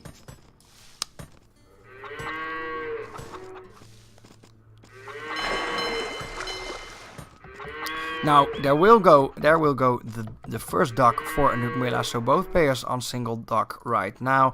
We already see Crazy Wizard making use of that good fish here in the river and making sure he will get that extra food, and we will see Anouk Milla actually not building any units out of that dock, so maybe once he start doing that. Meanwhile, as I said, Crazy Wizard making use of this mill positioning here. Really hoping that somehow he will find this sheep, because that's a bit of a shame. And there are also 2 boar here, which makes me think that there may be some extra bit. I may have made a mistake there. That there are actually extra boar on Highland maps. I didn't know that. Maybe there are extra boar on Highland maps. We actually see Anouk Milla also going Feudal Age now. Both players Feudal Age. And I think, oh, that's a little bit of a painful barracks placement there. That's really blocking off any space for some safe farms, which you really want. But I think looking at the pile up of resources there that Crazy Wizard is really looking for an earlier castle timing, as I said, to get that Cav archers out and to really get the aggression going. Now for Anouk Milla we see a blacksmith, and actually, as I said, the defensive wall off, so I really like that there. She only has to wall off these couple of spaces, and also the sheep that go amiss. But Anouk Milla making use of her map, really nice to see, and walling this spot off. Now, despite both the players being Feudal Age, I do not see any attempt to get that naval priority going. So, interesting. And I'm not sure to whose advantage that might be. Also interesting to see that Crazy Wizard actually pulled all his villagers there, but one to go and mine himself some gold. He probably wants that timing, and now finds out that he doesn't have the building. So, well, it's a nice basis, and I think what we see here from both players is a really nice learning curve compared to the other games from last week. Both players really showing that they've maybe played maybe only the games of the tournament, but still in these games they have learned a thing or two. Also Anouk Milla dropping down her second requirement building and will be able to click up. She will. Oh, that's Brobert. No, she does not have the resources, not even close. So she will be a little bit behind on that, and I think that Crazy Wizard will click up any second now. No, because he still didn't build his second building. There it goes. Yes, that will be a stable for those strong scout and light cavalry units from the Mongols. I'm sure we will see them. And the way the game is shaping up, we see a watchtower here from Anouk Milla, so in an attempt to defend her own dock. But in this case, well, there's not really any aggression going on, so spending the resources on that watchtower while your opponent is not really doing any naval priority situation is really a waste of resources. It costs you a lot of stone, which is a bit of a shame. So nice attempt there to get a defensive building going, but in my opinion not really the way to use it in this situation. We see 3 gold miners for Anouk Milla. We see now 5 gold miners for Crazy Wizard, so a little bit higher gold income. We actually see now a galley for Anouk Milla, so Anouk going for that naval priority. Now, what I was trying to say earlier is that I suspect, yes, we will actually see naval war now. And what I will suspect, now that both players have walled off their sides, that it will actually be there will be some transport shenanigans going on. I'm pretty sure that that's how it's going to be. We do see a single stone miner there for Crazy Old Wizard. So he will slowly get himself that stone. And there we see a castle age for... Wait, what? Wait, what? How did you eat so fast? Did I miss something? How did you get food so fast? Am I sleeping? Huh. Okay, well, I was really sure because when I looked, I guess it took Crazy Wizard way too long with that second building. That's really funny. We actually see a transport ship here, so we actually see Anouk Milla also already making steps to use that advantage. I'm so proud of you, Anouk. You have that timing advantage and you have the option to make some castle age units. Now you're actually going for a monastery. Will we see a second monk push? Is that what we'll see? We did see multiple galleys in the works for Crazy Old Wizard. It is still on. Is it still on? Yes, it is still on. Okay. I'm still alive, guys. Don't worry. We see multiple galleys there, and we see also the castle age going there for Crazy Old Wizard on a 21-minute mark. A little bit on the late side. And Anouk got the time to make some buildings and an interesting, very early monastery there. And I think she will attempt to get some relics for some early gold. She still has only 3 townies on gold and some idle villagers there, and a lot on stone. So Anouk Milla actually looking to get an early castle maybe. Now we hear the bell being rang, and we actually see a war galley, an upgrade, and we see a watchtower going down for Crazy Old Wizard in an attempt to shield his own wall from getting destroyed. Meanwhile, Crazy Old Wizard continuing on to make that war of the normal galleys, not upgrading them, while building up an army of spearmen and knights. Spearmen and knights is the composition that he is going for, and Anouk Milla is slowly but steadily getting behind. She will now send some more villagers to gold, as it appears. No, she will actually make another lumber camp here, so not putting extra villagers on the gold. Let's see how much gold she does have in the bank. Not that much. And, well, the wall-off did go down for Crazy Wizard. He actually deleted it, and he will now just attempt to cross this river. Well, did he know about the wall-off? Well, I guess he did know. But he's just going to attempt to bring this gate down. And now that the gate is in Castle Age, he is so much stronger than he is in the Feudal Age, as we saw in the game in Banana Bread versus Beastwift, where your Feudal Age walls are so much weaker. But here we see,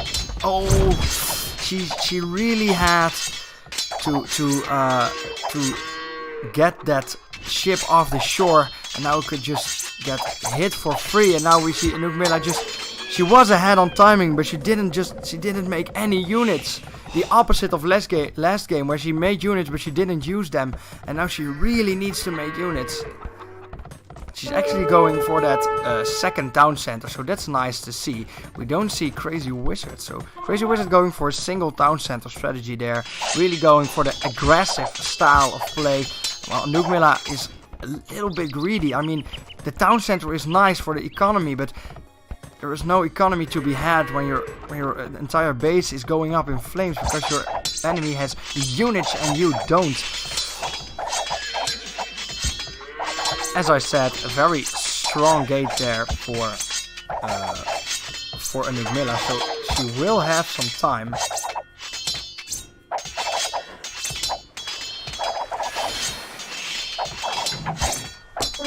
Oh, and the gate will actually open. That's a little bit unfortunate. Will Crazy Wizard actually notice this? He can just walk in. Yes, he does. He can just walk in.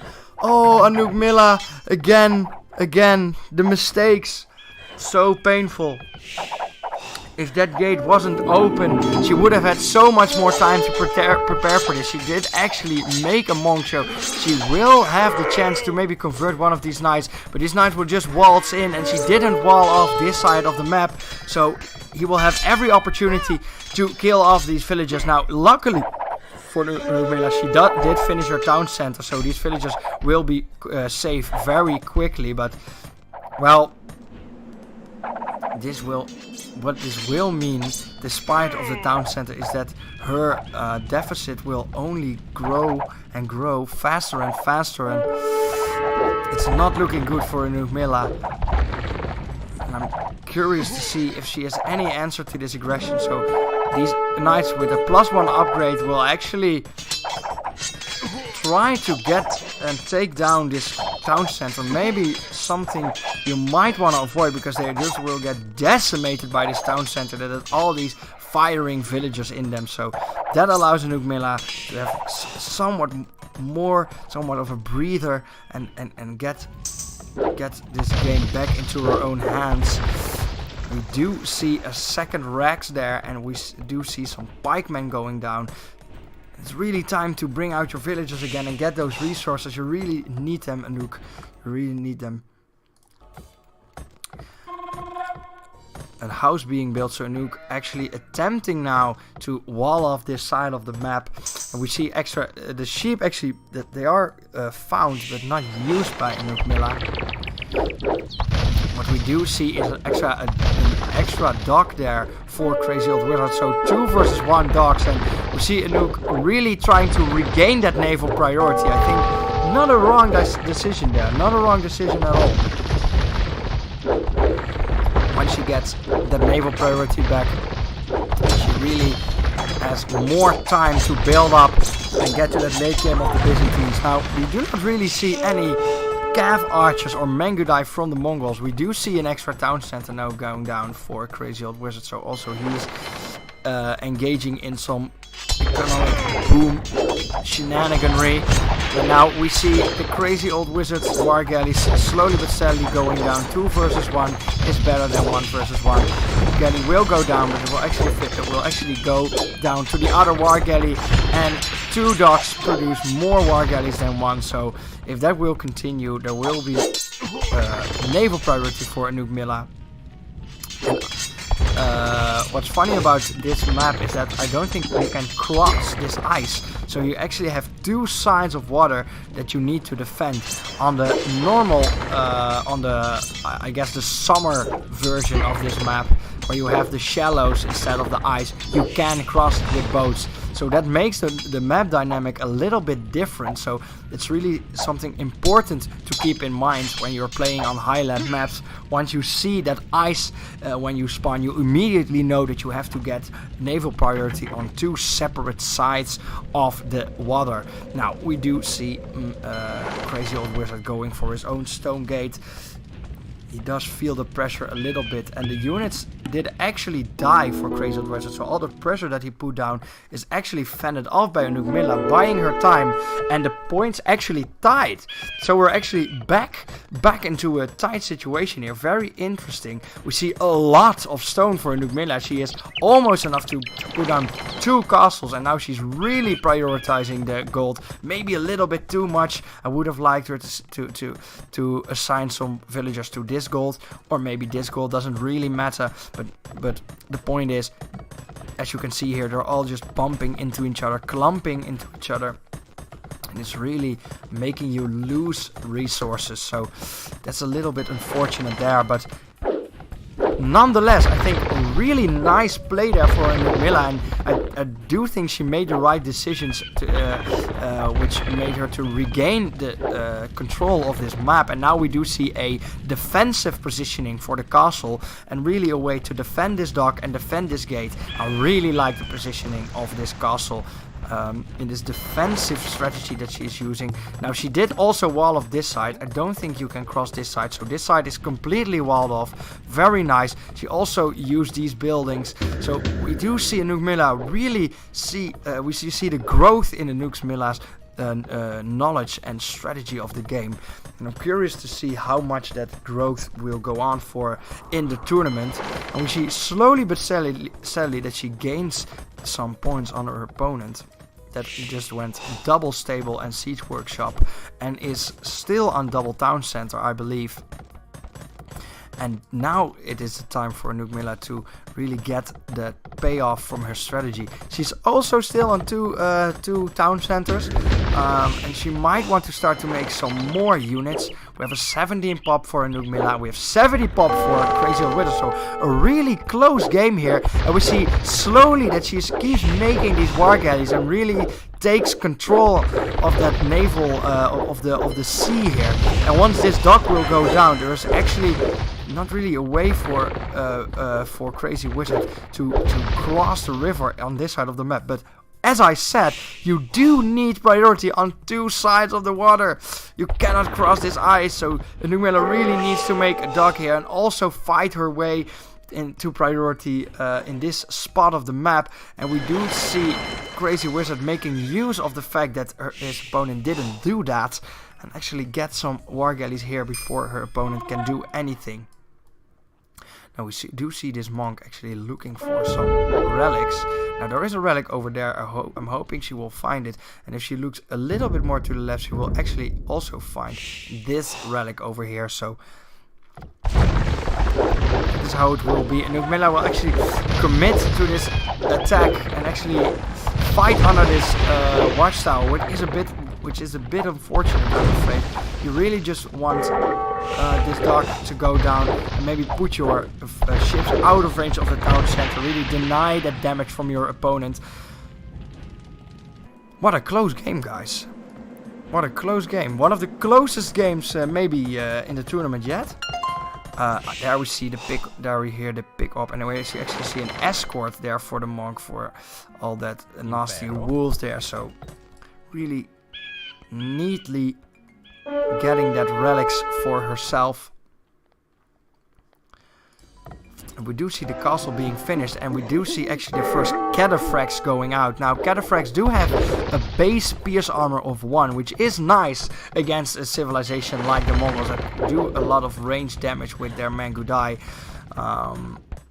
But she will need a lot more in order to actually finish off this game. She didn't reassign any villagers to these farms, which is a bit unfortunate, because this means this is all wood. It is not being used in any way. We do see a second monastery actually going down, and Nuke deciding that she really wants to keep her relics safe and get that free gold in and tucked away. And we see some interesting ideas here from both players. And I agree with you, Juicy, that it is a surprise that there are no fire ships going on. Both players really focusing on the war galley fight, and a fire ship or two could really make the difference here. I do agree with that. But nonetheless, we will only see war galleys.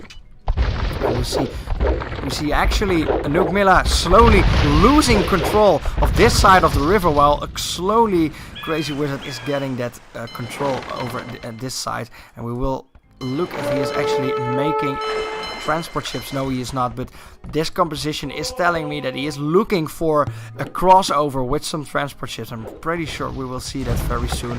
We now see some scorpions actually going out, and maybe in an attempt to aid in that naval priority with the range damage. And slowly but steadily we see the camps unfold for both players. We see a Nugmila with the tucked in monastery, and a monk that's just chilling it out there, having a breather, taking a breather. We see another lumber camp going down. Meanwhile, we also see Crazy Old Wizard getting himself some relics.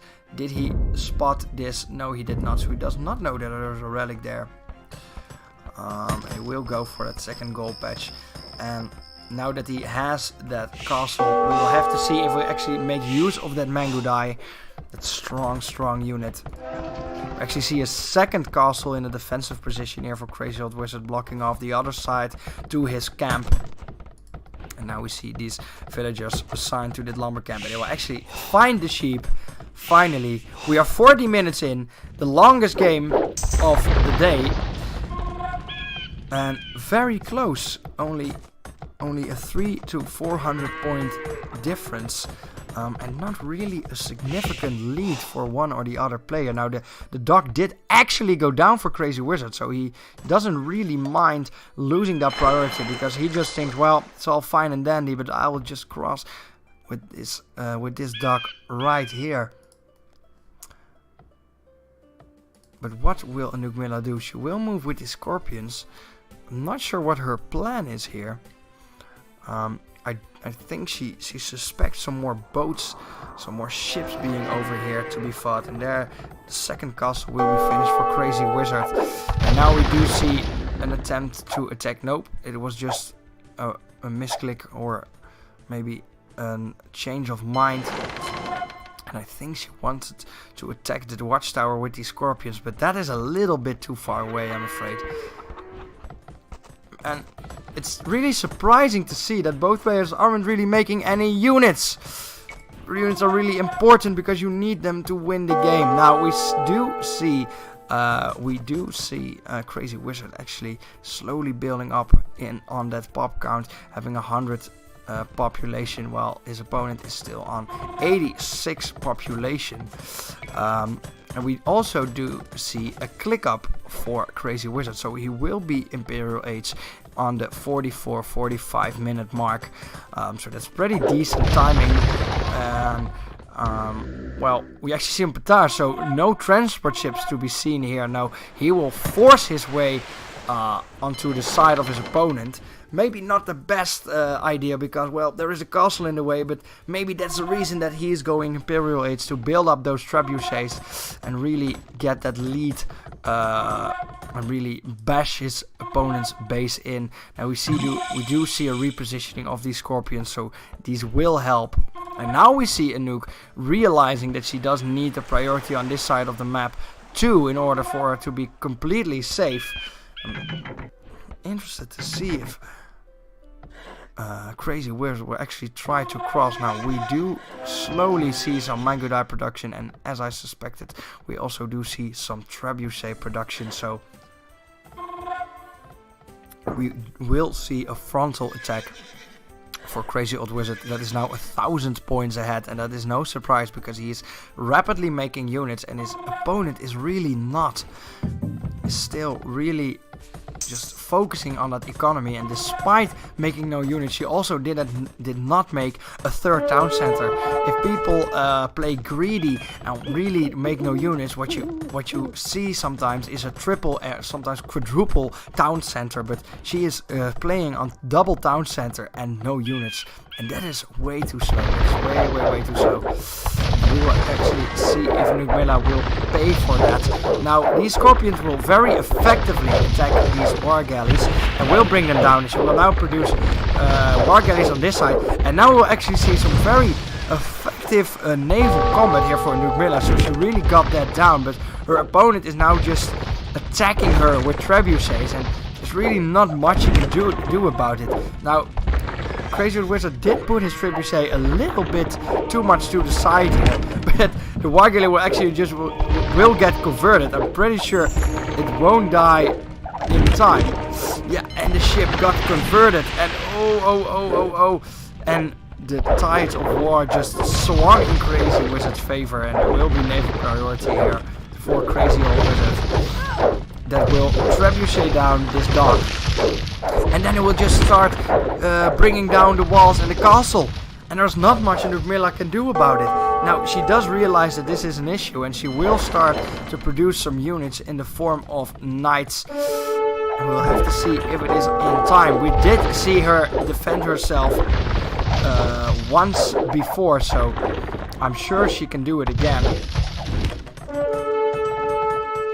We see both players getting to that Imperial Age, so we do see the Byzantines in that stage that they really want to be in with the cheaper units. But now we have to see if she can actually make use of that powerful Byzantine late game. And if you want to be powerful, you need units. Make units, I beg you. We see Crazy Old Wizard just taking it slow and really preparing for that frontal assault, that frontal siege to his opponent's base. Let's see if we can look at something interesting in the meantime. We did see a reset of the lumber camp earlier, but could be one more.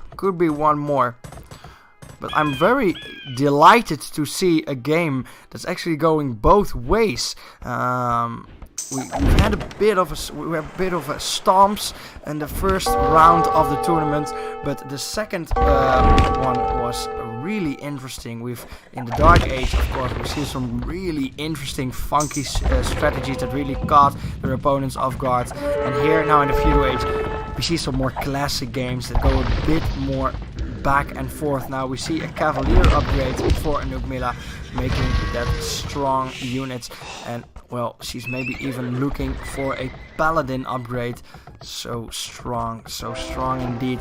We see another defensive castle positioning, and Anouk Milla, realizing that she cannot really defend these castles, actually made a trebuchet for herself and is now attempting to bring down the trebuchet with her trebuchet. Not a bad idea. And I would like to see Anouk Milla use these ships to attack these units, because the gate is down, and maybe this is all systems go for Crazy Old Wizard. Maybe this is the window that he was looking for in order to win this game. We see the multiple towers just being brought down by the nasty trebuchets that have so much range. Yeah, we do see the tower going, but Anouk has enough firepower to actually fend this off, and she will actually arrive with her ships to this side of the war front, and now she can get that free damage in, because there's not really much the Crazy Old Wizard had to answer to these war galleys. We'll have to see how he will deal with this. He has a lot of Cavaliers though, and he has a lot of Mangonels, so really solid composition there for some sieging. And meanwhile, slowly but steadily, both sides of the map will be sieged down. So a really slow game. And again, we see Anouk Milla getting some points for herself. Now only 800 points ahead. So really back and forth here, really close, and by no means over for anyone. However, I do have to say that Crazy Old Wizard has the advantage here with the stronger army, being Anouk Milla being on 100 population and Crazy Old Wizard on 135. But as long as he doesn't attack and he doesn't really use his lead, well, other than slowly sieging his opponent, Anouk Milla is all but that. Dead is what the word I was trying to pronounce with my mouth, but I failed. Dead. Some villagers chilling out, doing nothing at all. Really painful sight. Oh, there they go. Spam that dot, boys and girls, of course. Spam the dot, spam the period button on your keyboard and find those nasty slacking villagers. Now we see double dog going down for Crazy Old Wizard, really looking to get that naval strength back here, in order maybe to get some answer to the trebuchets that are slowly just chipping away at the trebuchets. It's a trebuchet versus trebuchet fight here. Crazy Old Wizard using his monk to convert these ships. It's actually slowly Anouk Milla with this will chip away on her own navy, so that's a bit unfortunate to see. We will see a redeploy here for the Crazy Old Wizard's trebuchets. And still a very slow game. Both players not really attempting to attack or damage the other player to get a lead. They're slowly building it up. I do think Crazy Wizard just thinks by himself, all fine here. Ahead, I have this stronger army, and my army is getting stronger and stronger by the minute. So I don't really have a reason to fight.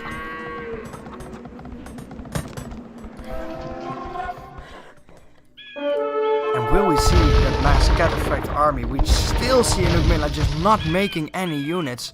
There's just so much resources in the bank. She's 3k gold and 2k food. All resources that can be used to make units and answer the aggression of her opponent, but she's not using it. Unless you're like saving up for some big upgrade or big timed push, you should really always use your resources. Only in the late game where you're maxed out and you have all the upgrades, you are allowed to have this amount of resources. We'll see a reassign of villagers here for Anouk Milla. We'll actually see a garrison castle here for Anouk Milla, with some villagers in there. But now we actually see Crazy Old Wizard having converted the entire navy of Anugmilla and now bringing down the dock. And now Anugmilla suddenly has no control over this river whatsoever. And the multiple trebuchets that Crazy Old Wizard still possesses will slowly be able to push this. I'm very sure. And Crazy Old Wizard is slowly working his way to a maxed out army. Now this is an interesting wall. This is a very interesting wall. This blocks absolutely nothing. She really just wall off this side and wall off this side. But I think that this wall shows what Anugmilla is thinking. She's really feeling the heat, and she's not. She is really expecting this side of her base to fall to the pressure of Crazy Old Wizard. And she's still buying herself time. That is what she's constantly doing, buying time. But for what? I'm really asking myself. What is the broader plan here? Is there any? Do you want to make mass units? Because we're almost an hour into this game and there's not really much going on, so I would really like to see some units. Now, Crazy Old Wizard does have that full-fledged army going. Now, a capped ram in there. Anugmilla does have some monks for herself, so she will be able to protect herself from that capped ram. This capped ram will surely be converted. But yeah, not much going on actually. Very surprised to see the game turn out this way. Here we see multiple mangonel going now. It does seem that Crazy Old Wizard did not upgrade his mangonel with the Mongol special upgrade that makes them that much faster. We actually do see Anugmilla. She does not have the upgrade.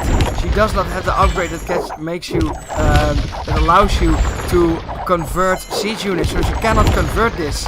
I'm pretty sure that she thought that you could convert this, but she needed the upgrade. She didn't. Oh, so this wall will go down. I think it will go down. Yeah, it will go down. And now the mangonels will attempt to bring down this army, and Crazy Old Wizard will actually attempt to push this. Will bring in his cavaliers and maybe bring in his trebuchets and bring down that castle. What will he do? Will this be the push to end it all? We will have to see. No, is he going to retreat? He is going to retreat. Interestingly enough, despite, I mean, he must see that there is close to nothing in here. So I'm not sure why he is this careful. Little bit of over carefulness there, in my opinion. And what do we see here? What's that? That is one cataphract and 4 cavaliers planning to do some shenanigans. So Anugmilla actually trying to get some damage to her opponents and doing some backline. Yeah, there they go. So Anugmilla will actually try and damage the economy of her opponent.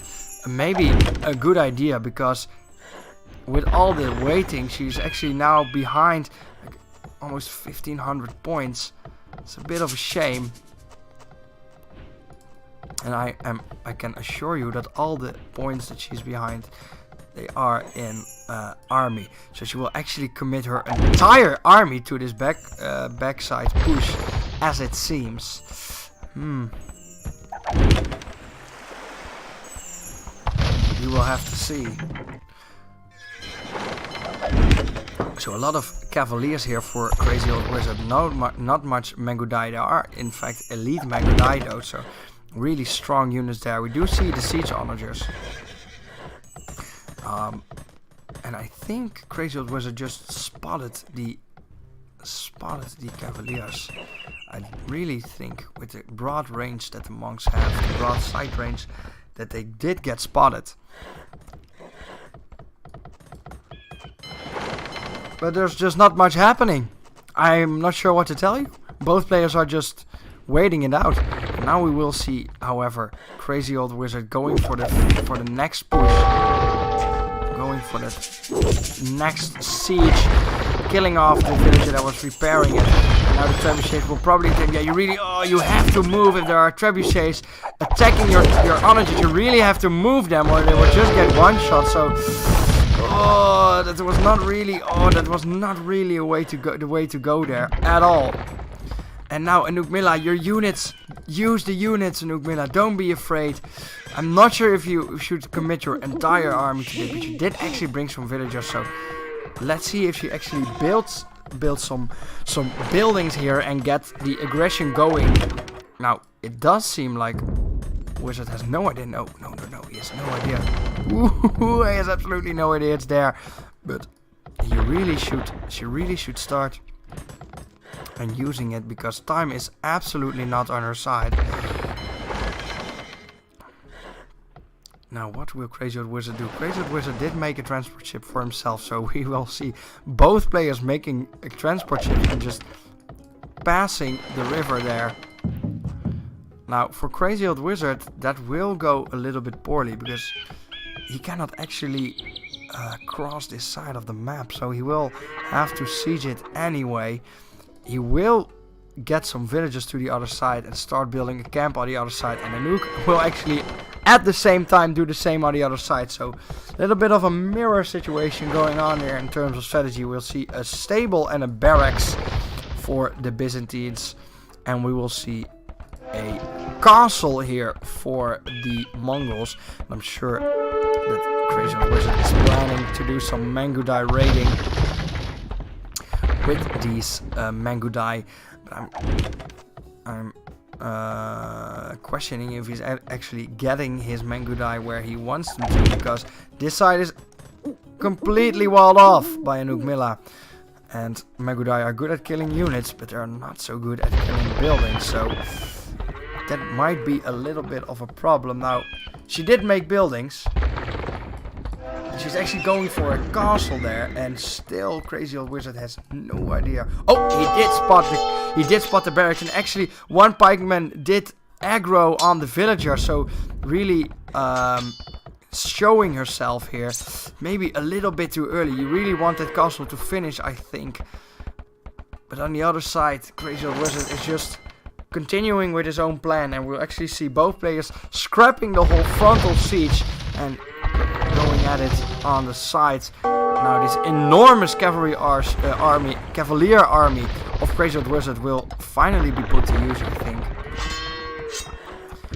Anuk-Mila does have some pikemen, but nearly not enough to stop this, so if she doesn't, she won't be able to finish this castle. I'm pretty sure she will be too late.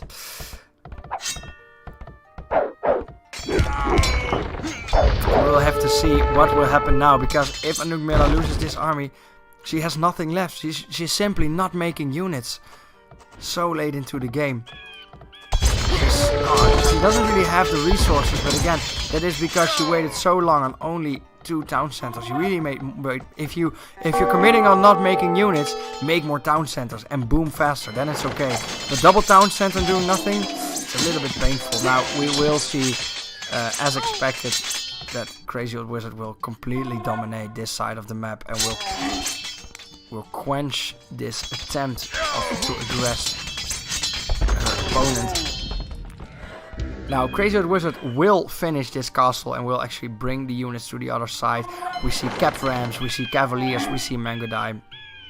We actually see a relic here. Ooh, so maybe Crazy Old Wizard will make, he will make a watchtower. Why not? Always protect your buildings. Now these buildings will go down, and that will be the end of the push of Anuk-Mila. Now on the other side, Anuk-Mila does know this castle is here. She did make a watchtower there, so, and the watchtower do have enormous line of sight this late in the game, and she is actually going to move her, well, quote unquote, of army to this side of the map. But again, also here does Crazy Old Wizard have the land priority. He is 4k ahead, 4k points, 4,000 points. I'm lost for words. What is this? Why are there so many villagers garrisoned in that building. That's such a shame. I think there are like over 30 villagers idling now, and that's really not what you need in a situation where you need units. You need resources for units. Now, we see the collision of the armies, and we will see Nukmila's army getting absolutely decimated. I'm not sure if there are any upgrades on the side of Nukmila, not on the infantry that is, and we see multiple upgrades on the side of Crazy Old Wizard. And we will see his siege rams now coming in from the side, dodging that castle and just going for the undefended sides of the base. And with the only chance of dealing damage to your opponent gone, it looks a little bit bad for Nukmila rather. And it does seem like slowly but steadily Crazy Old Wizard will earn his second point of the tournament here. And Nukmila will again not be able to get herself a win. And again, it's not a bad game. I mean, you clearly see that she learned from the other game, but there are still some really important mistakes that just cost her the game. If she used the lead that she had before and made units and put the pressure on, then she would have, I think she would have won this, but no, she will GG, she will resign, and I think rightfully so, because she didn't really have, and I say it again, any units, and her opponent has a lot of units on her side of the map, and with this breach, and with only, like this is like 30% of her villagers working, it was hopeless. 1 hour and 13 minutes in, Nukmila will resign and give the point to Crazy Old Wizard. That will be on 2 points now in the tournament. Really slow game, but a classic Highlands game.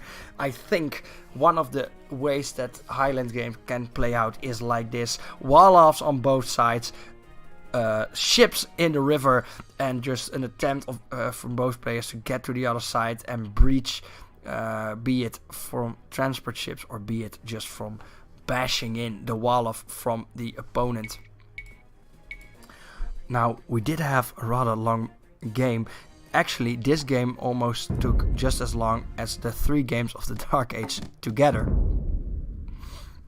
Now, the next game that we will see today is, of course, Lord Sias versus Blueprints, the legendary Blueprints, ladies and gentlemen. I am absolutely hyped to see this, because I think what we've seen so far from both players is very exciting. We did see Lord Sias put up a rather dominating performance against Nukmila and having a clean night rush. And we also did see Blueprints with some memes. And now we will know if Blueprints will continue the memes or that he actually learned how to play this game. If you are watching this stream for a high level Age of Empires, then I'm afraid this game, especially from this side of the map, is not the way to go. But what do I see here? Is this Highlands? Is Highlands without a river in the side. Now, this can happen, but it is a rare occurrence. So we will not see river crossing this time, but we will see some aggression. Now, I did forget to put up the game screen, but it will come up very soon. On the left side, in blue, it is Lord Sias, playing as the Spanish Monday indeed. On the right side, in red, it is Blueprints as the Goths. Ooh, that is so unfortunate. So Blueprints locked in the very feared Goths, one of the most aggressive-minded civilizations in the game. But he did not get a river in his game. And you really need a river as the Goths, because you cannot build walls. Now, we did not see the Goths before, so I will go to the bonus screens and put them up for you. As we see here, we see the Goths. They are an infantry civilization, no surprises there. Their infantry costs 25% less in the Feudal Age, and this makes it so that you sometimes see a drush, but also see Feudal Age pushes with men-at-arms.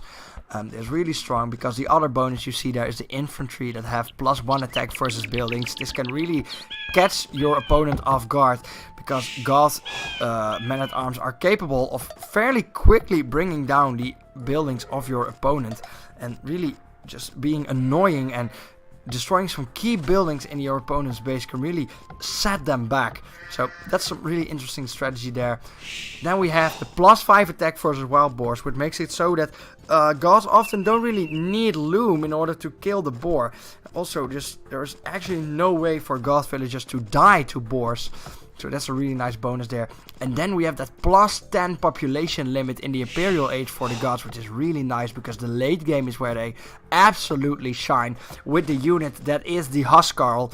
The super strong raiding unit has a lot of pierce armor, a little, not so much melee armor though, but this unit can be spammed and just take over your opponent's base in seconds. Now, we do see the two upgrades for the gods. One being Anarchy, which allows you to create Huskarls at the barracks. So this is a unique, strong unit that doesn't require castles to be built. You only need one castle to make the upgrade, and then you can just get a lot of barracks and then just dominate your opponent. And then we have the Perfusion upgrade, which allows your barracks to produce them 50% faster. So you have multiple barracks creating your special unit very fast. And that's why the gods are so damn scary in the late game. And then we also have the team bonus that makes the barracks work even faster. My, oh my, oh my, so scary. But as I said before, the one weakness of the gods, or they have multiple, but one big weakness of the gods is that they can't build walls. They can build palisade walls, but they cannot build stone walls. So they really have to be aggressive and really have to use their buildings in a defensive formation, or they will be absolutely gutted. And it's important when you play against the gods to deny them that late game and really attack them and gut them before anything can happen in any Huskarl sense. So that is it for the gods. Now on the other side of the map we do have the Spanish. We did see them before. The Spanish are also a fairly popular civilization for this tournament. They are a gunpowder and monk civilization. Don't really agree with you. Well, I guess the monk side is because of the missionary, but it is a unit that's not used that much.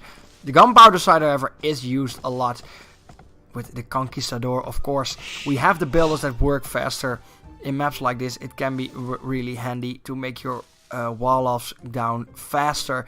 And we do see for load size here a very open generation, very open map generation. So there's a lot of wood to be spent here in order to get a safe wall-off, and also a lot of time, and a 30% extra speed does help them. You have the blacksmith upgrades, which cost no gold, which is an amazing upgrade and allows you to make more expensive units and also have them and provide them with the upgrades to make them even stronger. It's a really nice upgrade there. We do see a little bit of an unfortunate building placement here for Blueprints. I do think that he thought that you can bring your wood to the mill, but no, I'm afraid you cannot. Really prioritizing the berries here. Of course, berry being the slowest form of unit gathering, of food gathering in the game, but Blueprints doesn't care. And you of course have the cannon galleons that benefit from ballistics, which makes them be more accurate. Ballistics is an upgrade you can research in the university that allows your units to track the movement of your opponent and then shoot where the AI thinks that the unit is going, where before they are shooting or where the units are at. So it makes overall makes your unit not fire 100% accurate, but it changes a lot. Then you have of course the unique unit, which is the Conquistador, a very strong mounted gunpowder unit, very potent, and once that castle age kicks in and the gunpowder units from the Spanish come out, there's all kinds of trouble. Now luckily for the gods, they have a lot of pierce armor, so Huskarls do quite well against Conquistador, but we will have to see if we reach that stage. Then of course we also have the hand cannoneers and the bombard cannoneers that fire 50% faster. And I still don't understand why this bonus is in this spot of the list. I checked it and it was not a mistake. For some reason it is under units, so hand cannoneers and bombard cannons fire faster. Then we do see the unique tech, which is the supremacy, which makes your villagers super strong. They nearly match champions, and they do match two-handed swordsmen. And if you are in a if you get drove into a corner by your enemy, it can be a strategy to catch them off guard and attack them with your super strong supremacy villagers. Lastly, we do have the team bonus that allows your trade cards to generate more gold. Unfortunately, in a 1v1, that bonus is absolutely useless, so a little bit of an unfortunate bonus there for the Spanish. But nonetheless, a very strong civilization, and we do see the 11-minute feudal timing there for Lord Sias. Meanwhile, his opponent, the god that is Blue Prince, nowhere near the feudal age. And we still see no lumberjack camp whatsoever. And we see the berries being picked. As we established earlier on in the tournament, Blue Prince is a vegetarian, so yeah, well, him collecting the sheep is maybe a bit awkward, but him going for the berries does make a lot of sense. Just let that boar live, just let those deer live, and just collect yourself some nice berries. And I'm pretty sure that he will soon go for farms. But what do we see here? We actually see some aggressive movement for Lord Sias's villagers there. And oh no, it's a tower rush. It's a tower rush for Lord Sias. Oh, the cheese will not stop today. It is Cheese Tuesday. I'm very sure the players knew that. But Blue Prince will actually succeed in fending off that tower rush. We will Lord Sias just see scooping around with his villagers and probably attempting another go at this. My oh my oh my, a tower rush. Who would have known? Lord Sias also showing that he is not afraid of using some dirty strats in order to get these points. Now Lord Sias already has 1 point from Anugmilla, and if he wins this game against Blue Prince, he will be on 2 points together with Crazy Old Wizard. After this game, we will of course see Deef and Henturio. Deef did also get a point last week, so should he win that game versus Henturio, he will also be on 2 points. But that's for later. Now we see Blue Prince actually realizing that he maybe needs some units and puts down the barracks. Now I do like the positioning of the houses here of Blue Prince, really attempting to make that wall of work. And as I said before, something essential when you're playing the gods. Now, it does seem Blue Prince dropped his veganistic or vegetarian beliefs and killed that boar for the food. Maybe a wise decision. And there are a lot of villagers here that are asking themselves, what in earth shall we do? Now we do see a sneak around for the villagers from Lord Sias. For the rest, not much going on. I do think that they will mine this stone. He should really put down a mining camp there and to double his stone income. Or maybe even more, because that's a long way to the town center and a long way back too. We do see Blue Prince committing to that boar gathering. He's still Dark Age though, and it's minute 16. That is a bit late, but we do have to remember that Blue Prince doesn't actually play this game. He's in it for the memes, which is very respectable. And I'm so curious if you can actually get it to win a game. That would be absolutely awesome. Probably a bit sad for the person who will lose to Blue Prince, but absolutely hilarious for the rest. Now we do see a spearman here for Lord Sias and a second attempt to build that watchtower next to the wood line of Blue Prince. Now Blue Prince will again attempt to stop this, and he will probably succeed. He does need to, yes, attack the villagers. Now, I do understand what Lord Sias was trying to do here, but what he should have done is he should have built one tower already here, or maybe there, out of sight of his opponent. And then when he started to build the other one in range of the other one, they could defend each other. That's how you play the tower rush in a safe manner. Get the towers next to each other and build one. Oh, that's not the one I wanted to click here. So if you build your tower right here out of sight of your opponent, you can then build the other tower in range of your own tower, so that it can defend the other, and you deny your opponent of that resources.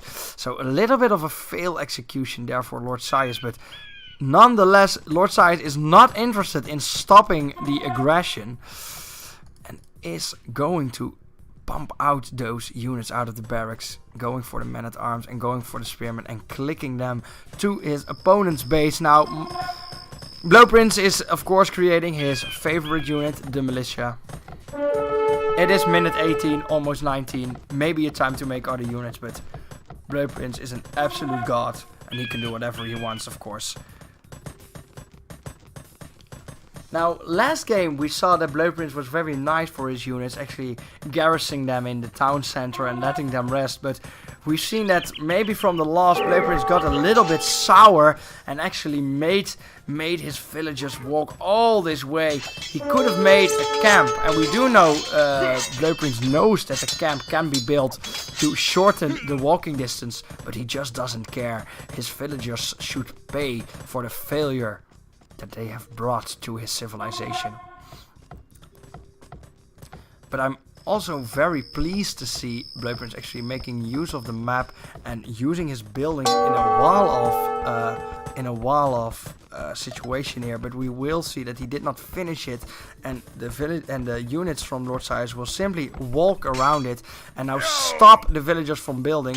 Now, what will Blowprince do? Will he fight with his villagers? Will he revolt against the menace that is Lord Sias, that is just not stopping with attacking? And Lord Sias will actually do what I suggested and make the mining camps next to his resources in order to get that efficiency going. Unfortunately, he didn't get his boar. Always scout for your food, guys. Let's see how well he scouted. He did not scout this side of it. You should always scout, I would say 40 to 50 tiles. That's a minimum, 40 or 50 tiles around your base to really see what the map has to offer. These are deer, 140 food each, all free resources. And here we see a third attempt at a tower rush. Well, it's minute 21, so a rush is maybe not the correct word to use there. We will also see Lord Sias finishing the job here, but really just... Ooh, this spearman will surely die. Yes, they will. But Blowprince is absolutely in a pickle here, but I love this. Blowprince is a guy... You can tower rush him, you can forward rex him, you can cheese him all day long, but Blowprince will not give up, and we will see what Blowprince is planning to do with these two units. Now, he does have a little bit of resources in the bank, so he does have something to spare, and what I am expecting is that he will do something of the same type to his enemy. We will have to see. I'm very proud of Blowprince that he is actually bringing the fight to his opponent. And we do see a watchtower here for Lord Sias being finished. And this watchtower will also finish. So finally, after a couple of attempts, Lord Sias will succeed. And now we will really have to see what the answer of Blowprince is. Now, these villagers... I'm asking myself, what in the world are they doing? I thought they would sneak up here and build something, but they are just taking a walk. Are they exiled? What is happening? I'm not sure. I'm really not sure. Now the units of Lord Sias, and slowly, yes, this is what I was talking about. Build the towers one by one. This is maybe a little bit too close to the other one. You maybe want to build it somewhere to the town center and actually have a way of attacking the town center. You maybe want to build one here and defend it with your army and actually denying your opponent that gold. Now Lord Sias will actually do that over here, so he will deny these resources from Blowprince, and Blowprince will actually slowly but steadily not really have the options to retaliate. We will have to see how this happens, but it will look like Lord Scythe will slowly just choke his opponent to death, to virtual death.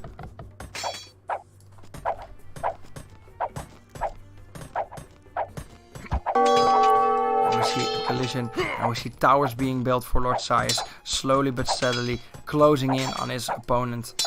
Now he is mining stone, so this is telling me that he is planning on making more towers. He is committing fully to this feudal push, not going castle age. But his opponent is not even feudal age, and I'm afraid that Blueprints will never see the feudal age. And here we'll actually see the tower for Lord Scythe going down at the mine, or the gold mine of Blueprints, and that will mean that he will actually have no options of actually mining that gold. Well, he does have those 2 sneak villages up in here, but there's not really much he can make. He's Dark Age, he can only make barracks and making a mining camp. But yeah, what for? What for? Now, Blueprints will elect that this is the time to fight back and get rid of this tower before it gets built. That might be a good idea, because once that tower is built, your gold's gone. Your gold's gone for good. Slowly but steadily, the units will destroy the buildings of Blueprints. And Blueprints retreating actually, and that will mean that this tower will be finished for Lord Scythe.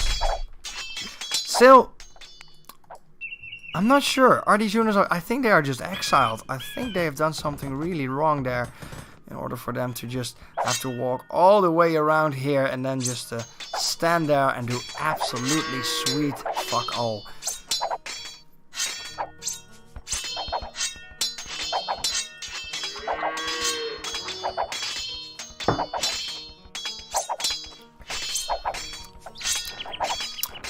Blueprints in a pickle again. Last time we saw Div actually bringing the heat to Blueprints as the Mongols making their nasty Mangodai and just tearing down his base. And now we see Lord Scythe also chipping away at Blueprints in the form of a tower rush and with some form of forward racks mix. So really aggressive plays here for Lord Scythe. Actually an archery range in his own base, so the next step to his plan, and he does have the required buildings to go into the castle age, and I think he is slowly but steadily stacking up the resources to actually get to that castle age. But we will have to see what happens. There the spearman will go, of course spearman taking extra damage from range damage, and when you have a town center filled of villagers, that will go very fast.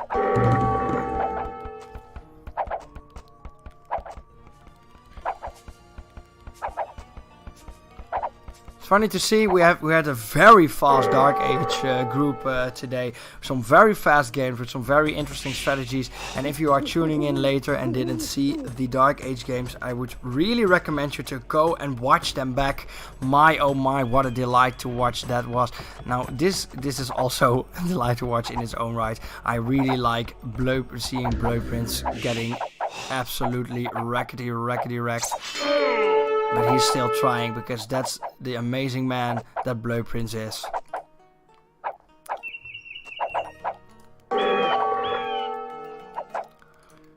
Still, these villagers are doing nothing. And I was hoping for some hilarious shenanigans, but Blueprints actually making farms around his town center and attempting to gather the food in that way, but they will just get executed by the tower, and so he will have a whopping 20 population at the 31-minute mark. And Lord Scythe actually not really doing anything to finish off the game, so it seems. I would have suspected him to go Castle Age and just build some siege equipment in order to finish off the building, but well, he is going Castle Age at the 31-minute mark, but I'm curious to see if he actually will build the siege units and speed up his own win. But I think Lord Scythe is is drawing the conclusion that he won this game, and it's all fine and well, and it doesn't really matter. Now, Blueprints is stacking up some units. He does have 4 militia in his barracks, but well, this tower is alone. So would he kill this tower? Would he attack this tower? It would go down because these towers do not have murder holes. The murder hole upgrade that you have to make in your university that allows your towers to shoot directly beneath themselves. Oh, there we see Blueprints destroying his own house in order for those units to actually get to the town center. And then Lord Sias just chatting up with Blueprints, just being nice to each other, complimenting him on the fact that he did defend himself nicely in the beginning. And with that, Lord Sias will be Castle Age.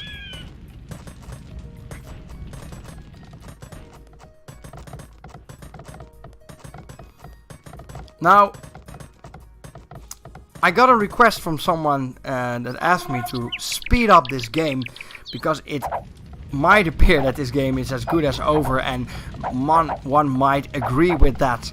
But you have to imagine that Age of Empires, well, not imagine, but understand that Age of Empires is in a lot of ways a metaphor for life. And that means that if the games get boring, you just have to sit through them. That's the way the Age of Empire games go.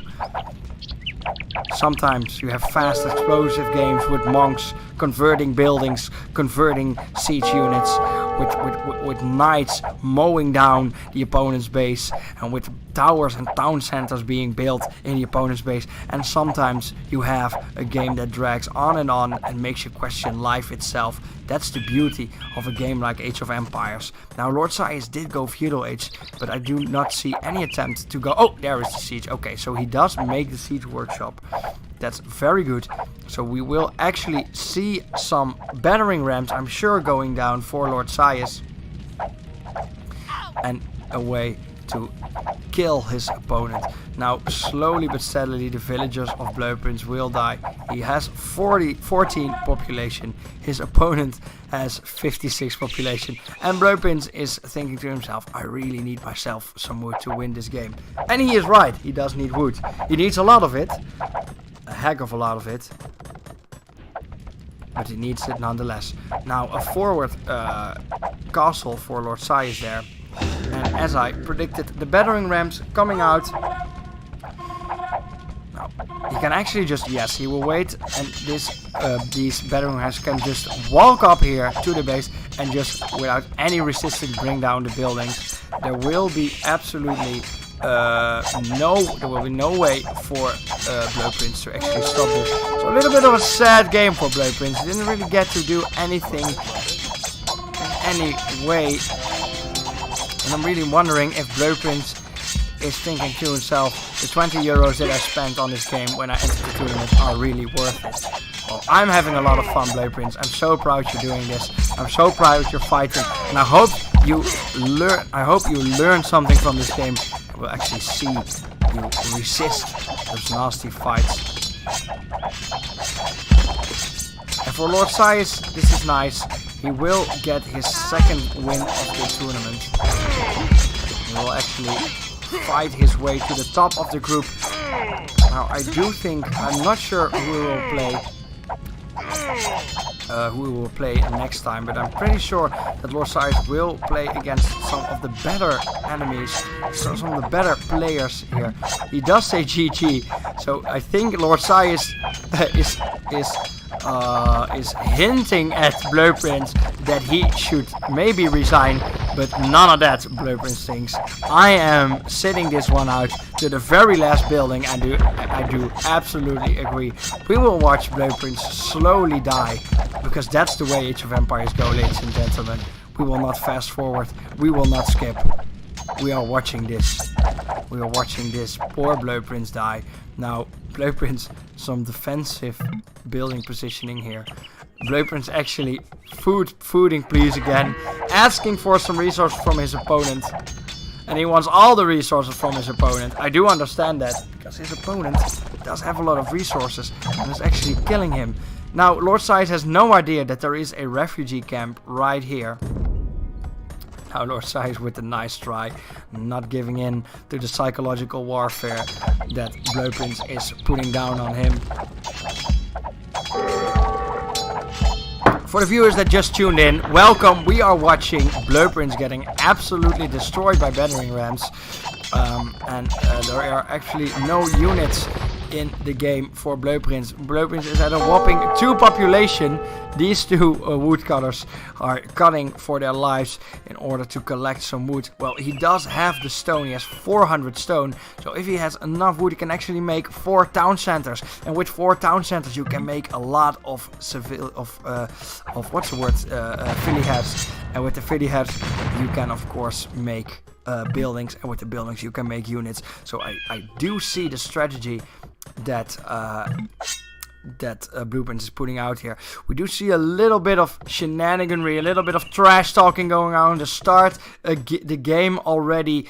Emotes for Lord Sias, and now we see the rotate for the army, and Lord Sias does not know where his opponent is. Now he will click his entire army, and if you might know this, but yes, units will adjust to the slowest unit, but now he will use his conquistador to scout out the area, and he will go to the sides of the area. Not too surprising, but Blueprint is actually just chilling it out here.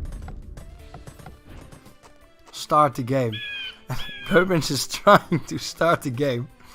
He's having a difficult time doing that because he has 2 villagers. Now, of course, he will find this, and that will mean the end of Blueprints. So, congratulations to Lord Sias for his 2nd point in the tournament, getting on top of this group together with Crazy Old Wizard. Again, I'm not sure when these 2 will battle it out, but that will be the decider, probably, who will be on top of this group. Now, Blueprints, I'm very afraid that this is all over for you, because your camp, your refugee camp, it will get spotted. Hello, Sergeant Macker, welcome to the stream. Yes, I am a new streamer. I'm streaming the Titans League tournament that will go on for multiple months, and we here see the round 2 of the group stage, and we now see the finishing of that game. That was Blueprints versus Lord Sias, and Blueprints refusing to give up. There comes the GG, and Blueprints with the GG, but there are no units to kill off these villagers, so we'll have to wait for... Yes, oh, he will actually resign, so GG for Blueprints. He actually tried to win, but he didn't make it, and Lord Sias got his 2nd point of the tournament, so congratulations to him. Not much to see here in the stats, I think. No, just complete and total domination for Lord Sias. And that brings us to the last game of today, ladies and gentlemen. Now, for the last game, I do have to make some effort, because the replay got sent in rather late. Bad players not scheduling their games on time. Now, I do have to go to this to my email and get the game for you. But that is okay. And the last game will of course be Deef versus Henturio. Deef picking up a win versus Blueprints last week, and Henturio losing versus Crazy Old Wizard. But we saw, of course, Crazy Old Wizard also beating Nukmilla, so strong opponent there. And now we will see if Henturio actually has a chance of winning that game versus Deef, or that Deef will follow his winning companions and also be on top of that group together with Crazy Old Wizard and Lord Sias. Now, my browser is taking a very long time actually getting to the mail. I'm not sure why. That's a little bit unfortunate, because now it takes a very long time. I'm very sorry, guys. I'm not actually sure what's happening here. Seems like I have a little bit of a bug situation going on here. And if the game's not loading, that will be an issue. Then we do not get to see that game. And we really badly want to see that game. I, for one, want to. Oh, yes, it did load. For some reason, it's loading so slowly.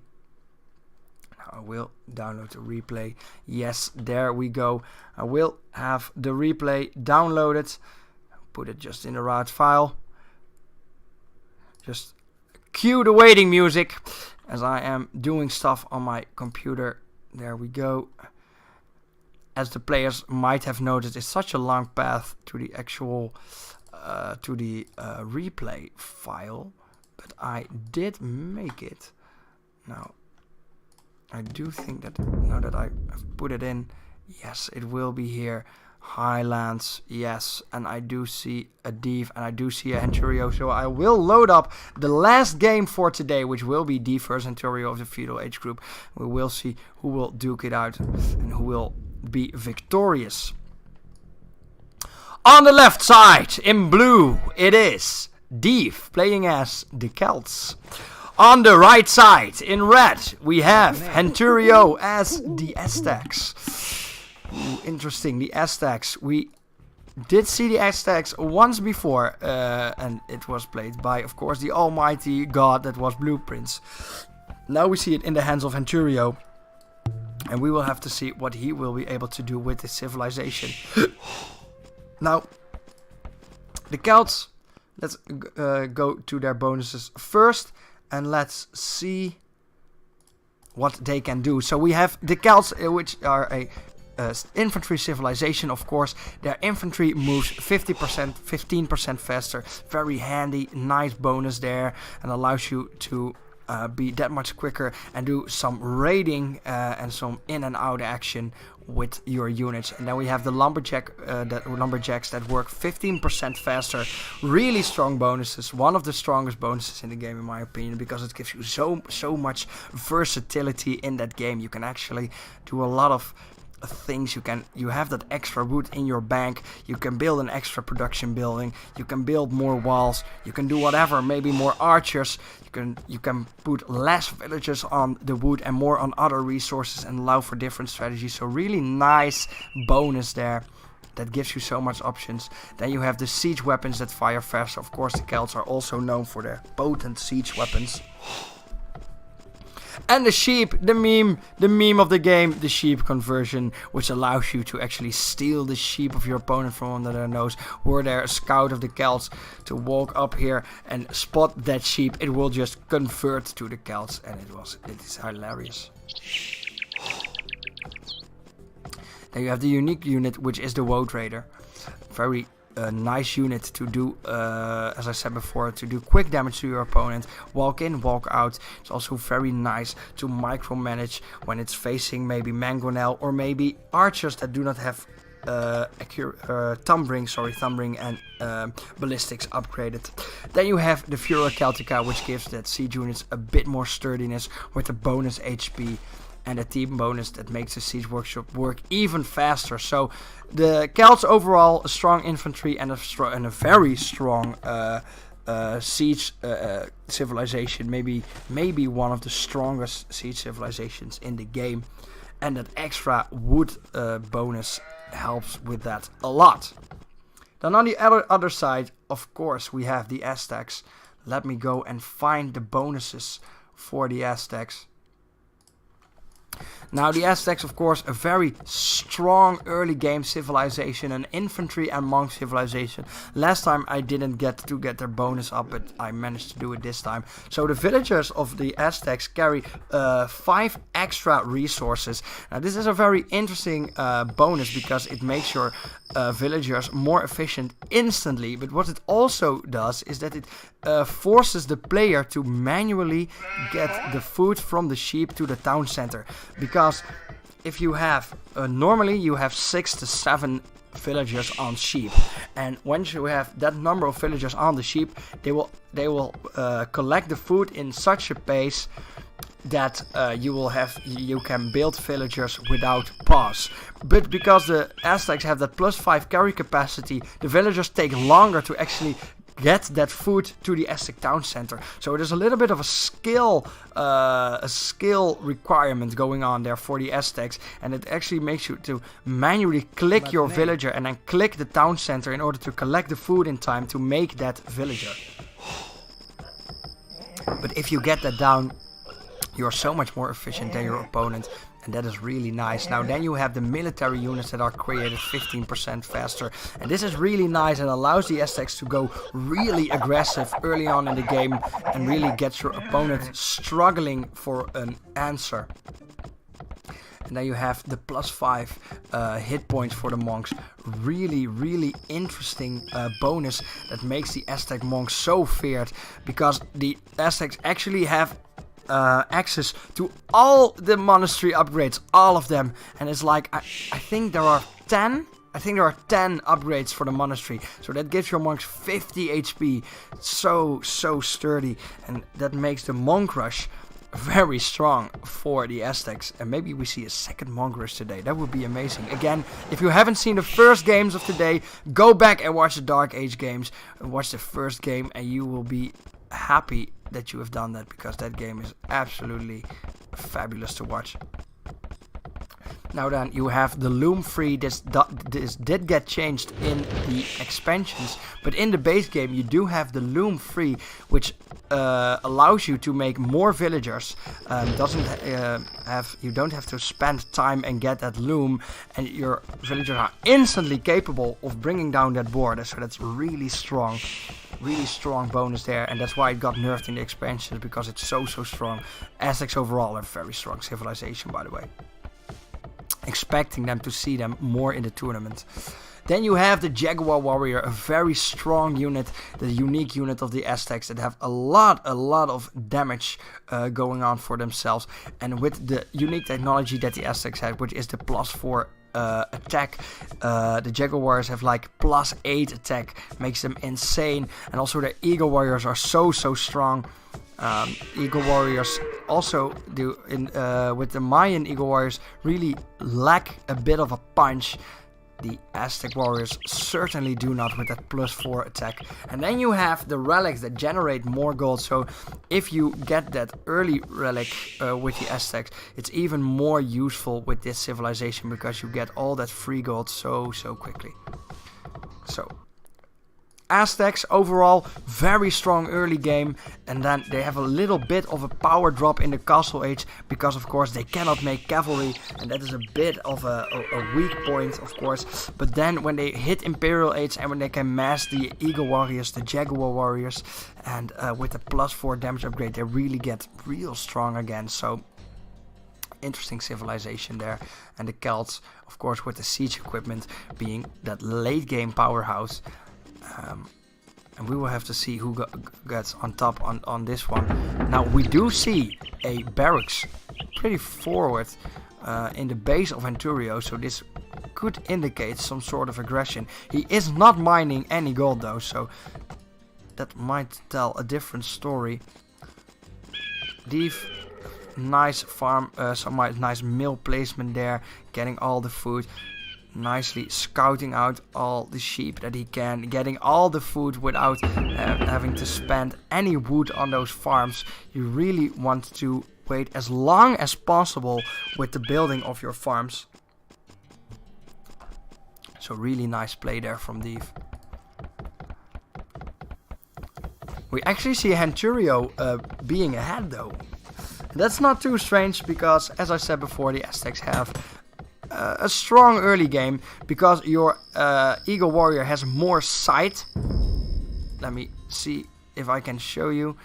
This is the sight range of the Scout, and this is the sight range of the Scout for the Celts. So a lot bigger scout range, and the points you get from scouting are you get a lot of points for scouting, so that sometimes might deceive the opponent. But we see a barracks going down and an instant blacksmith here for Venturio, and we now see that he is mining gold, and he had quite a nice feudal timing there. So last game from Venturio versus Crazy Old Wizard, we did see a bit of a slower strategy, but now we do see Venturio actually bringing or attempting to bring the heat to his opponent. Now, did he scout the other side? Now, he did not scout the side of his opponent, so he doesn't know that it's actually walled off. But with this blacksmith going down and now the range going down, we will have to wait and see what the strategy of this Aztec player will be. Now Deef going Feudal Age at a 13-minute mark. A little bit on the late side. Not too late though. Still respectable. I will have to see what the plans of Deef are here. Deef already sitting on 1 point, of course. And with this point being on top of the group together with Lord Sias and Crazy Old Wizard. And Turio here looking to get his first point after losing to Crazy Old Wizard. In a bit of an unfortunate game. Some unfortunate wall-offs. And then maybe some a bit too slow of a strategy, but we do see Enturio here switching it up and showing that he can play a different style and building those production buildings. Having said that, he still is not producing units despite having the resources, so maybe this is indicating that he will go for a castle, for a fast castle, not really, but a castle is nonetheless. He is 300 points ahead, so Deef struggling a little bit in this early stage of the game.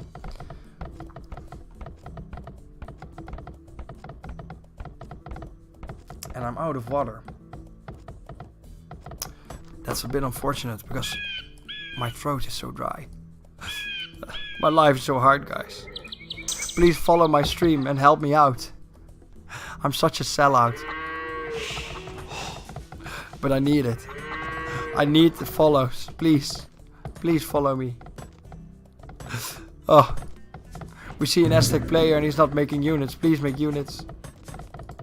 Bring the action. Bring the action to this last game. We've had some slower games in the Feudal Age. We had some very fast Dark Age games.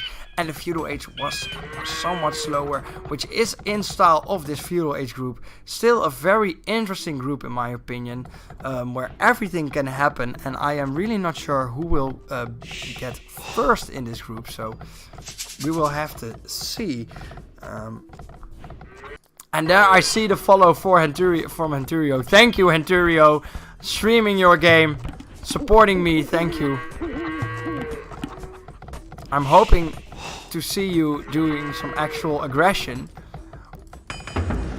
A tip for you is if you make these buildings and you play the Aztecs, go hard and create units, because you can actually you can tear down these palisade walls if you commit to it, especially with the blacksmith and maybe with a damage upgrade or two. It's no problem at all, and your opponent has to commit more resources to actually protecting this wall off. Now we do not see any dock for Henturio, so not really a way for him to get to the other side as of now. We do see a galley for Deef, so Deef does have that naval priority. We do see a lot of lumberjacks for Deef, and with that bonus he must sit on a lot of wood, 700 actually. He's just continuing on making houses. He's only still having 2 farms, still making use of that food. He made some fishing ships, which I really like. I like the decision to make the fishing ships with the extra food he has. A bit unfortunate that there's still a boar next to his dock that he could have used. 340 food, all for free. We see here Deef denying his opponent the ability to have a wall off for himself. We see a second barracks going down, so Henturio really wants a second barracks to build nothing at all out of, so that's really interesting to see. And you need as many barracks as you can when you're building absolutely fucking nothing. Now, the sheep have all been used, and it is also time for the Aztec player to switch to the farms. However, he could have scouted these sheep, which is a bit unfortunate because he didn't scout this bit of land. Scout it well, guys. Scout your base well. Now,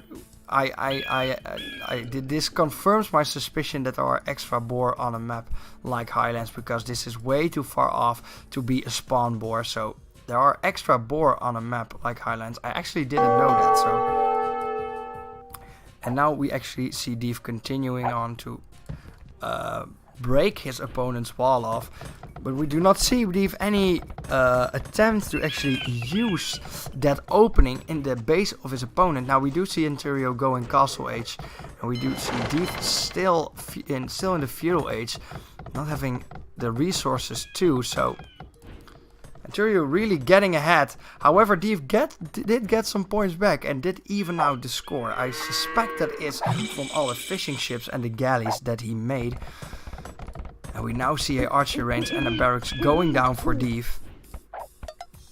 And we see a dock going down for Ontario. So Ontario looking to open up that space to that way to his opponent's base with a dock and possibly a transport ship.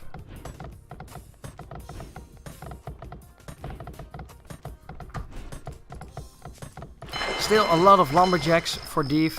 And 5 gold miners, which really allows a Celt player to produce some more ships. Now he does have a lot of resources in the bank, and I really do think that he should use the resources in the form of units. I said it before, units is what you need to actually win this game, and you need a lot of them. And Turio now making a fire ship. Yes, that's what we'd like to see. A fire ship. Hard countering galleys. Look at this galley. Absolutely stands no chance. Not even, well, yes. A tenth of its health is down.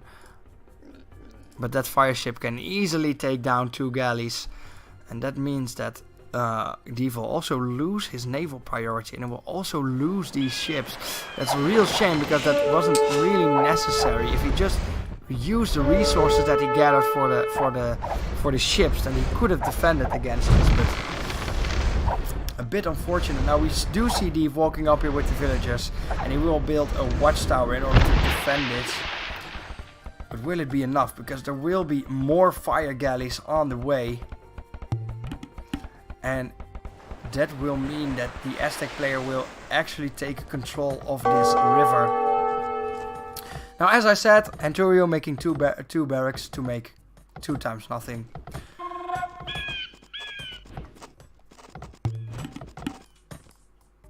But we do see an extra town center, so that's really nice. We do see him using that advantage that he has of being Castle Age so much earlier than his opponent. His opponent is not even close, not anywhere near the Castle Age. Just being Feudal Age at minute 25 and not having any food.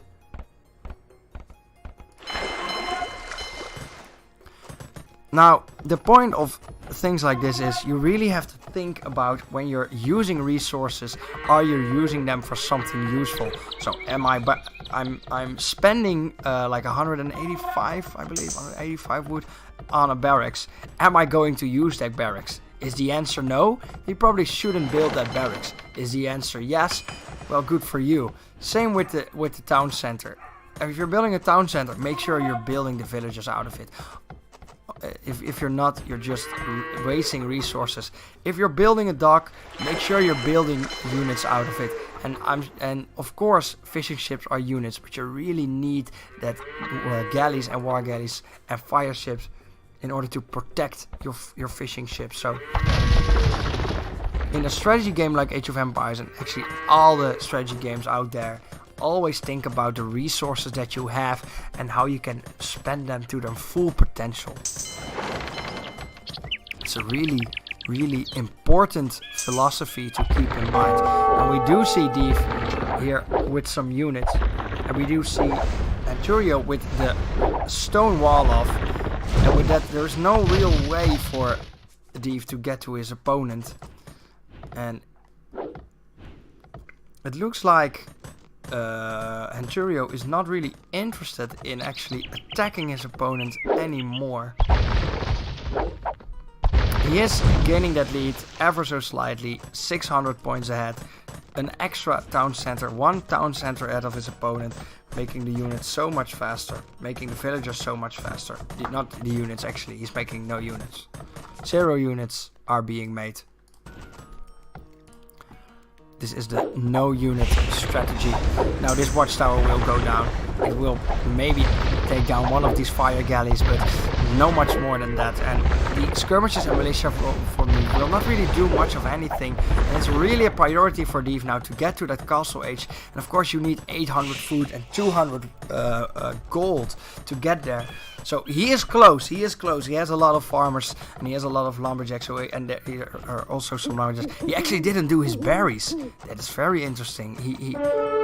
This is a real different Div than what we saw the other game versus Blue Prince. Now Blue Prince is of course a slightly weaker player, but still we did see Div getting the base mechanics of the early game down. And here we see him slipping up a little bit too much. And that will cost him, well, first this naval priority that he built up so. And it's looking very good for a Henturio that is looking to get, of course, his first point of the tournament. Now, we do see a monastery for the Aztec player. Very strong choice because the Aztec monks are so strong and so tanky and so scary. Now he did build it next to a relic, so he is not planning on making his monks walk too far. Let's actually see if Henturio managed to scout. Oh, it's some unfortunate scouting for Henturio there, not being able to pick that relic out of the fog of war.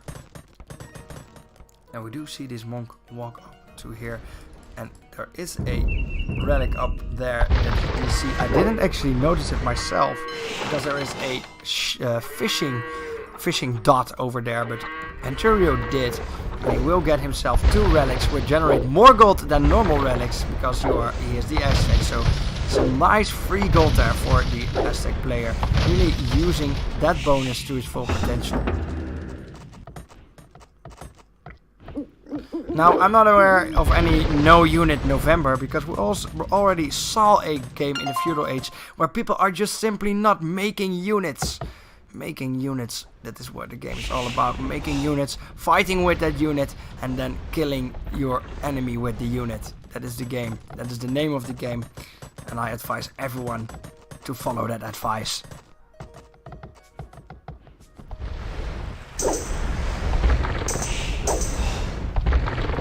Now we do see some upgrades going down, and we do see a castle age timing of 32 minutes for Div. That is immensely late, especially when you factor in the fact that there was absolutely no harassment on the economic side for Div. So I'm really do not understand why he is so behind.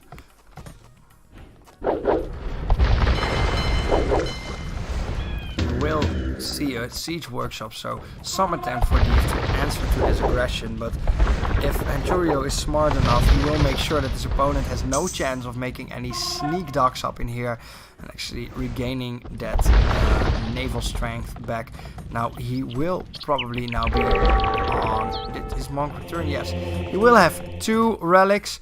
I'm hoping for him to scout his own side a little bit further because he could have had 3 relics, which is very nice. You see the gold slowly but surely trickling in. And really, I'm not sure what's happening here. He's on 2k resources of every resource, but he's not making any units. And I'm hoping for Henturio that this will not mean that the same will happen to him as we've seen happen to KMA. KMA, of course, a player in the Imperial Age, and we saw him make a lot of progress, a lot of map control. But when he had the rule over the game, he didn't make units, and he really used his lead. And we also see here a player, Henturio, just not making use of his lead, and that's a bit of a shame because in a game like Age of Empires, in a strategy game like this, it's so important to take the opportunities that you get.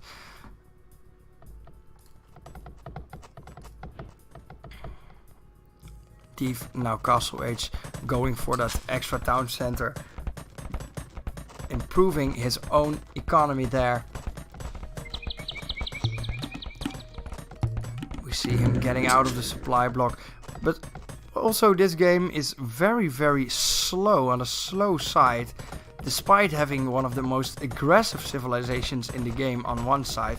Now we will see multiple archery ranges going down to make 1, 2, 3 times nothing, and also 3 times nothing out of these barracks. You really need those buildings to do absolutely nothing with. So I really interesting odds situation here for Henturio. Now Henturio did elect to scout out the entirety of this map, and I think that he will eventually be rewarded with that relic that is of course there. Now, as I said, Henturio doing the right thing and patrolling with his naval units so that this opponent cannot make any dock and prevent him to get any chance of gaining back the control over that river. Now we hear the university sound for Henturio. So there's something that Henturio is planning with that university. Or not, we've seen him build a lot of buildings to do absolutely nothing with. Now I am curious to see, will this Eagle Scout find the gold? He's running for his life. He's running. He suspects something. Is he running to the dark bit? Yes, it will happen. It will happen. Monka S. Will he get the relic? Will he see it? Will he be rewarded with that third relic? Or will he... Because it's just on the side. It's just on the side. Oh no. Yes, he sees it. Yes, he sees the relic. He will be rewarded. That's what good scouting does, people. Scout well. Never stop scouting. Never stop scouting. Once you scouted the entire map, you should use your scout to watch your opponent. Watch how many production buildings he's building. Watch how many units he has on resources. And yeah, just keep him in check and respond accordingly. Now we do see a castle going down for the Aztec player just next to his wall, assuring that that wall will be kept safe. And now we see an attempt for these to actually take down some of these ships. And mangonels are actually quite good at that if you can get them to hit it. And mangonels are one of these units that you can manually fire with. You don't have to click the unit, you can press R, I think is the default button, R, and then the place where you want to fire, so you can actually aim with that unit. We did indeed actually see some buildings taken down. Now Henturio will take down this wall, but then he will not. Oh, there we see it is all systems go for Henturio, for the Aztec player, and he will produce out of his, I would say, 7th or 8th production building a military unit. The first military unit on land, that is, for Henturio. He will make the Jaguar warriors that have a base damage of 10 base damage. Absolutely bonkers. Now you can get the +4 upgrade from your special your unique tag, and you get the +2 damage upgrade from the blacksmith, and that will give your Jaguar warriors 18 damage. Absolutely insane, and shred through a lot of units. Now we do see another ship going down for Henturio, but there is no dock for Deef, so there's not really that much to lose. Now I do agree with the unit choice here for Deef, making these siege units and making the infantry really playing to the strong side of the Celts. And when microed correctly, these mangonels have no problem dealing with the units. But here we see Henturio, he was just planning on instantly creating all his units at once and then just waltzing over his opponent. We see Eagle warriors, we see crossbowmen, and we see Jaguar warriors going down. So here we see Henturio really turning on the kill switch, and Deef not really doing much of anything. He's 50 population ahead of his opponent, behind on his opponent rather. And it's really looking like Henturio is very quickly going to his first point of the tournament and getting himself back into this group stage. Of course, generally you only need 2 wins in order to make it out of the group stage. So with that first win in the pocket and 3 games to go, that's a really nice sight.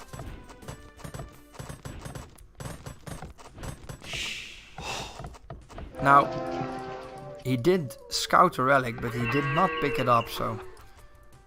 And we will see nice castle placement there for Div. This counts as a wall, so if your castle hits enemies that are below here, they will take extra damage. But the double castle here from Henturio ensures that there is absolutely no way of Div from getting in. And here we will see a siege workshop, so also the Aztec player attempting to make a frontal attack probably. Here we see some interesting farm placements from Henturio. I'm hoping for him.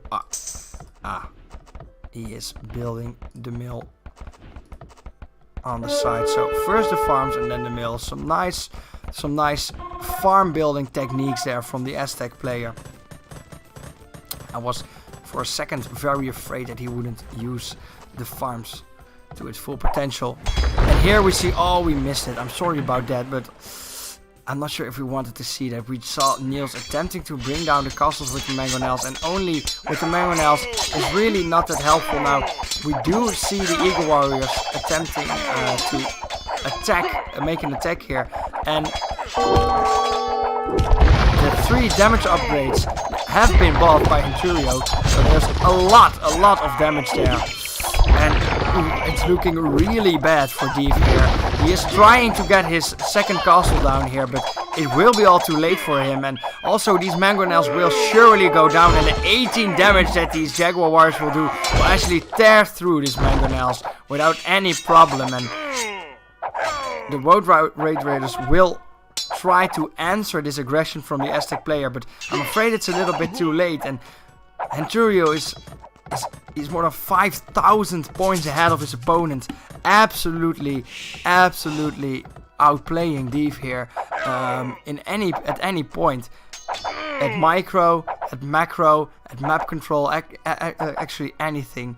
So really nice to see Henturio here stepping it up after that loss versus Crazy Old Wizard, and telling this group, hey, I am still in it to win it, and I'm still here to get out of this group. And if he continues improving like this and continues on playing like this, there is no doubt in my mind that he will actually make it out of this group. So now we actually see Henturio. What a nice conclusion to this game. We'll actually see him getting that 3rd relic and trickling even more gold. Now we will see if the mangonels will actually get some hits to connect to this arbalest.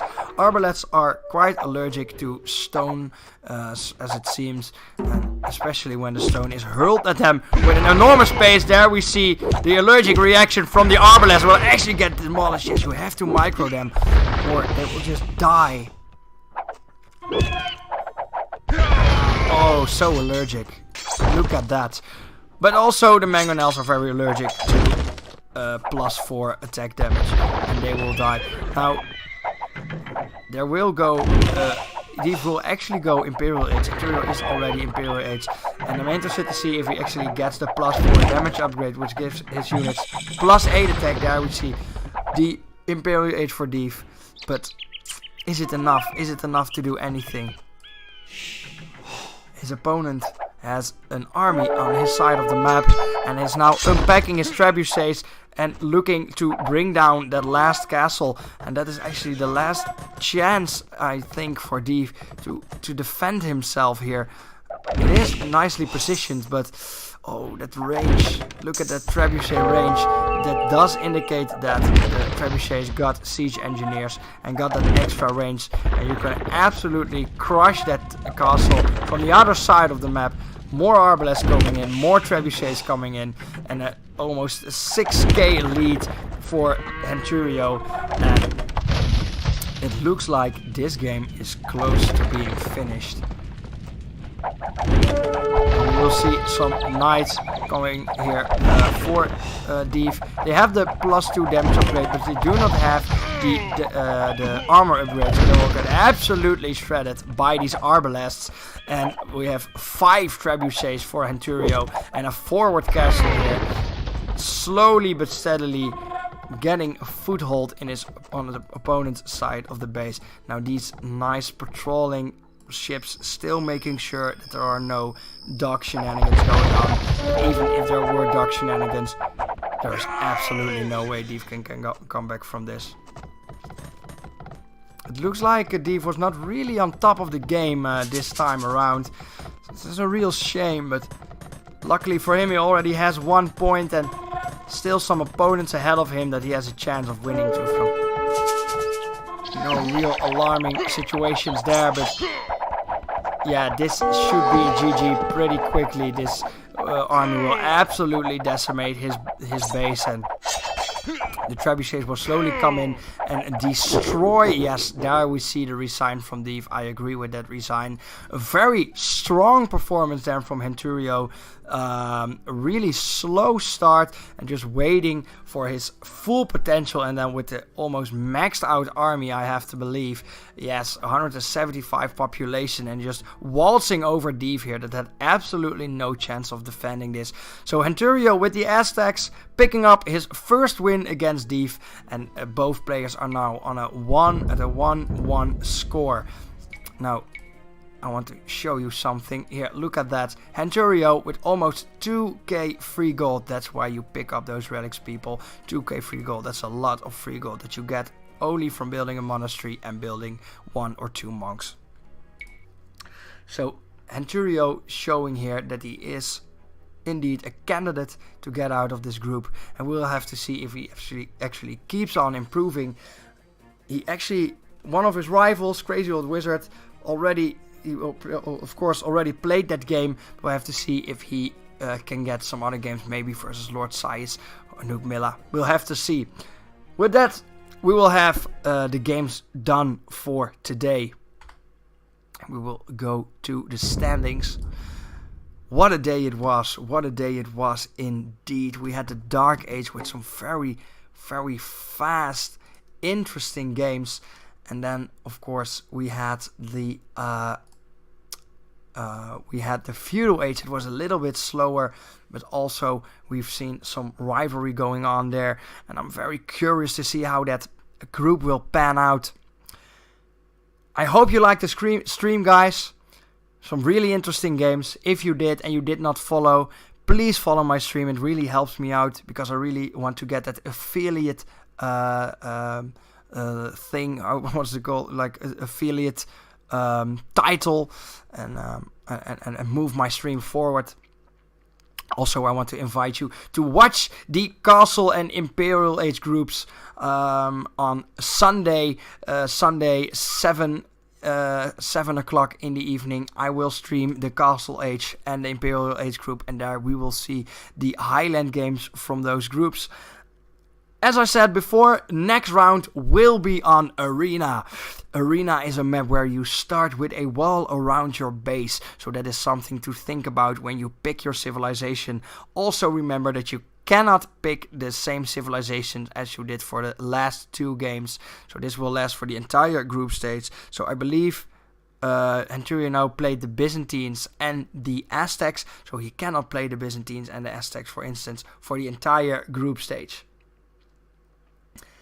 That was it, guys. All thanks for watching. I will update the standings as soon as I finish the stream, and then I will prepare myself for the games of the Castle and the Imperial Age groups. Thanks for watching. Have a very nice evening, and I will see you all Sunday. Bye bye, guys.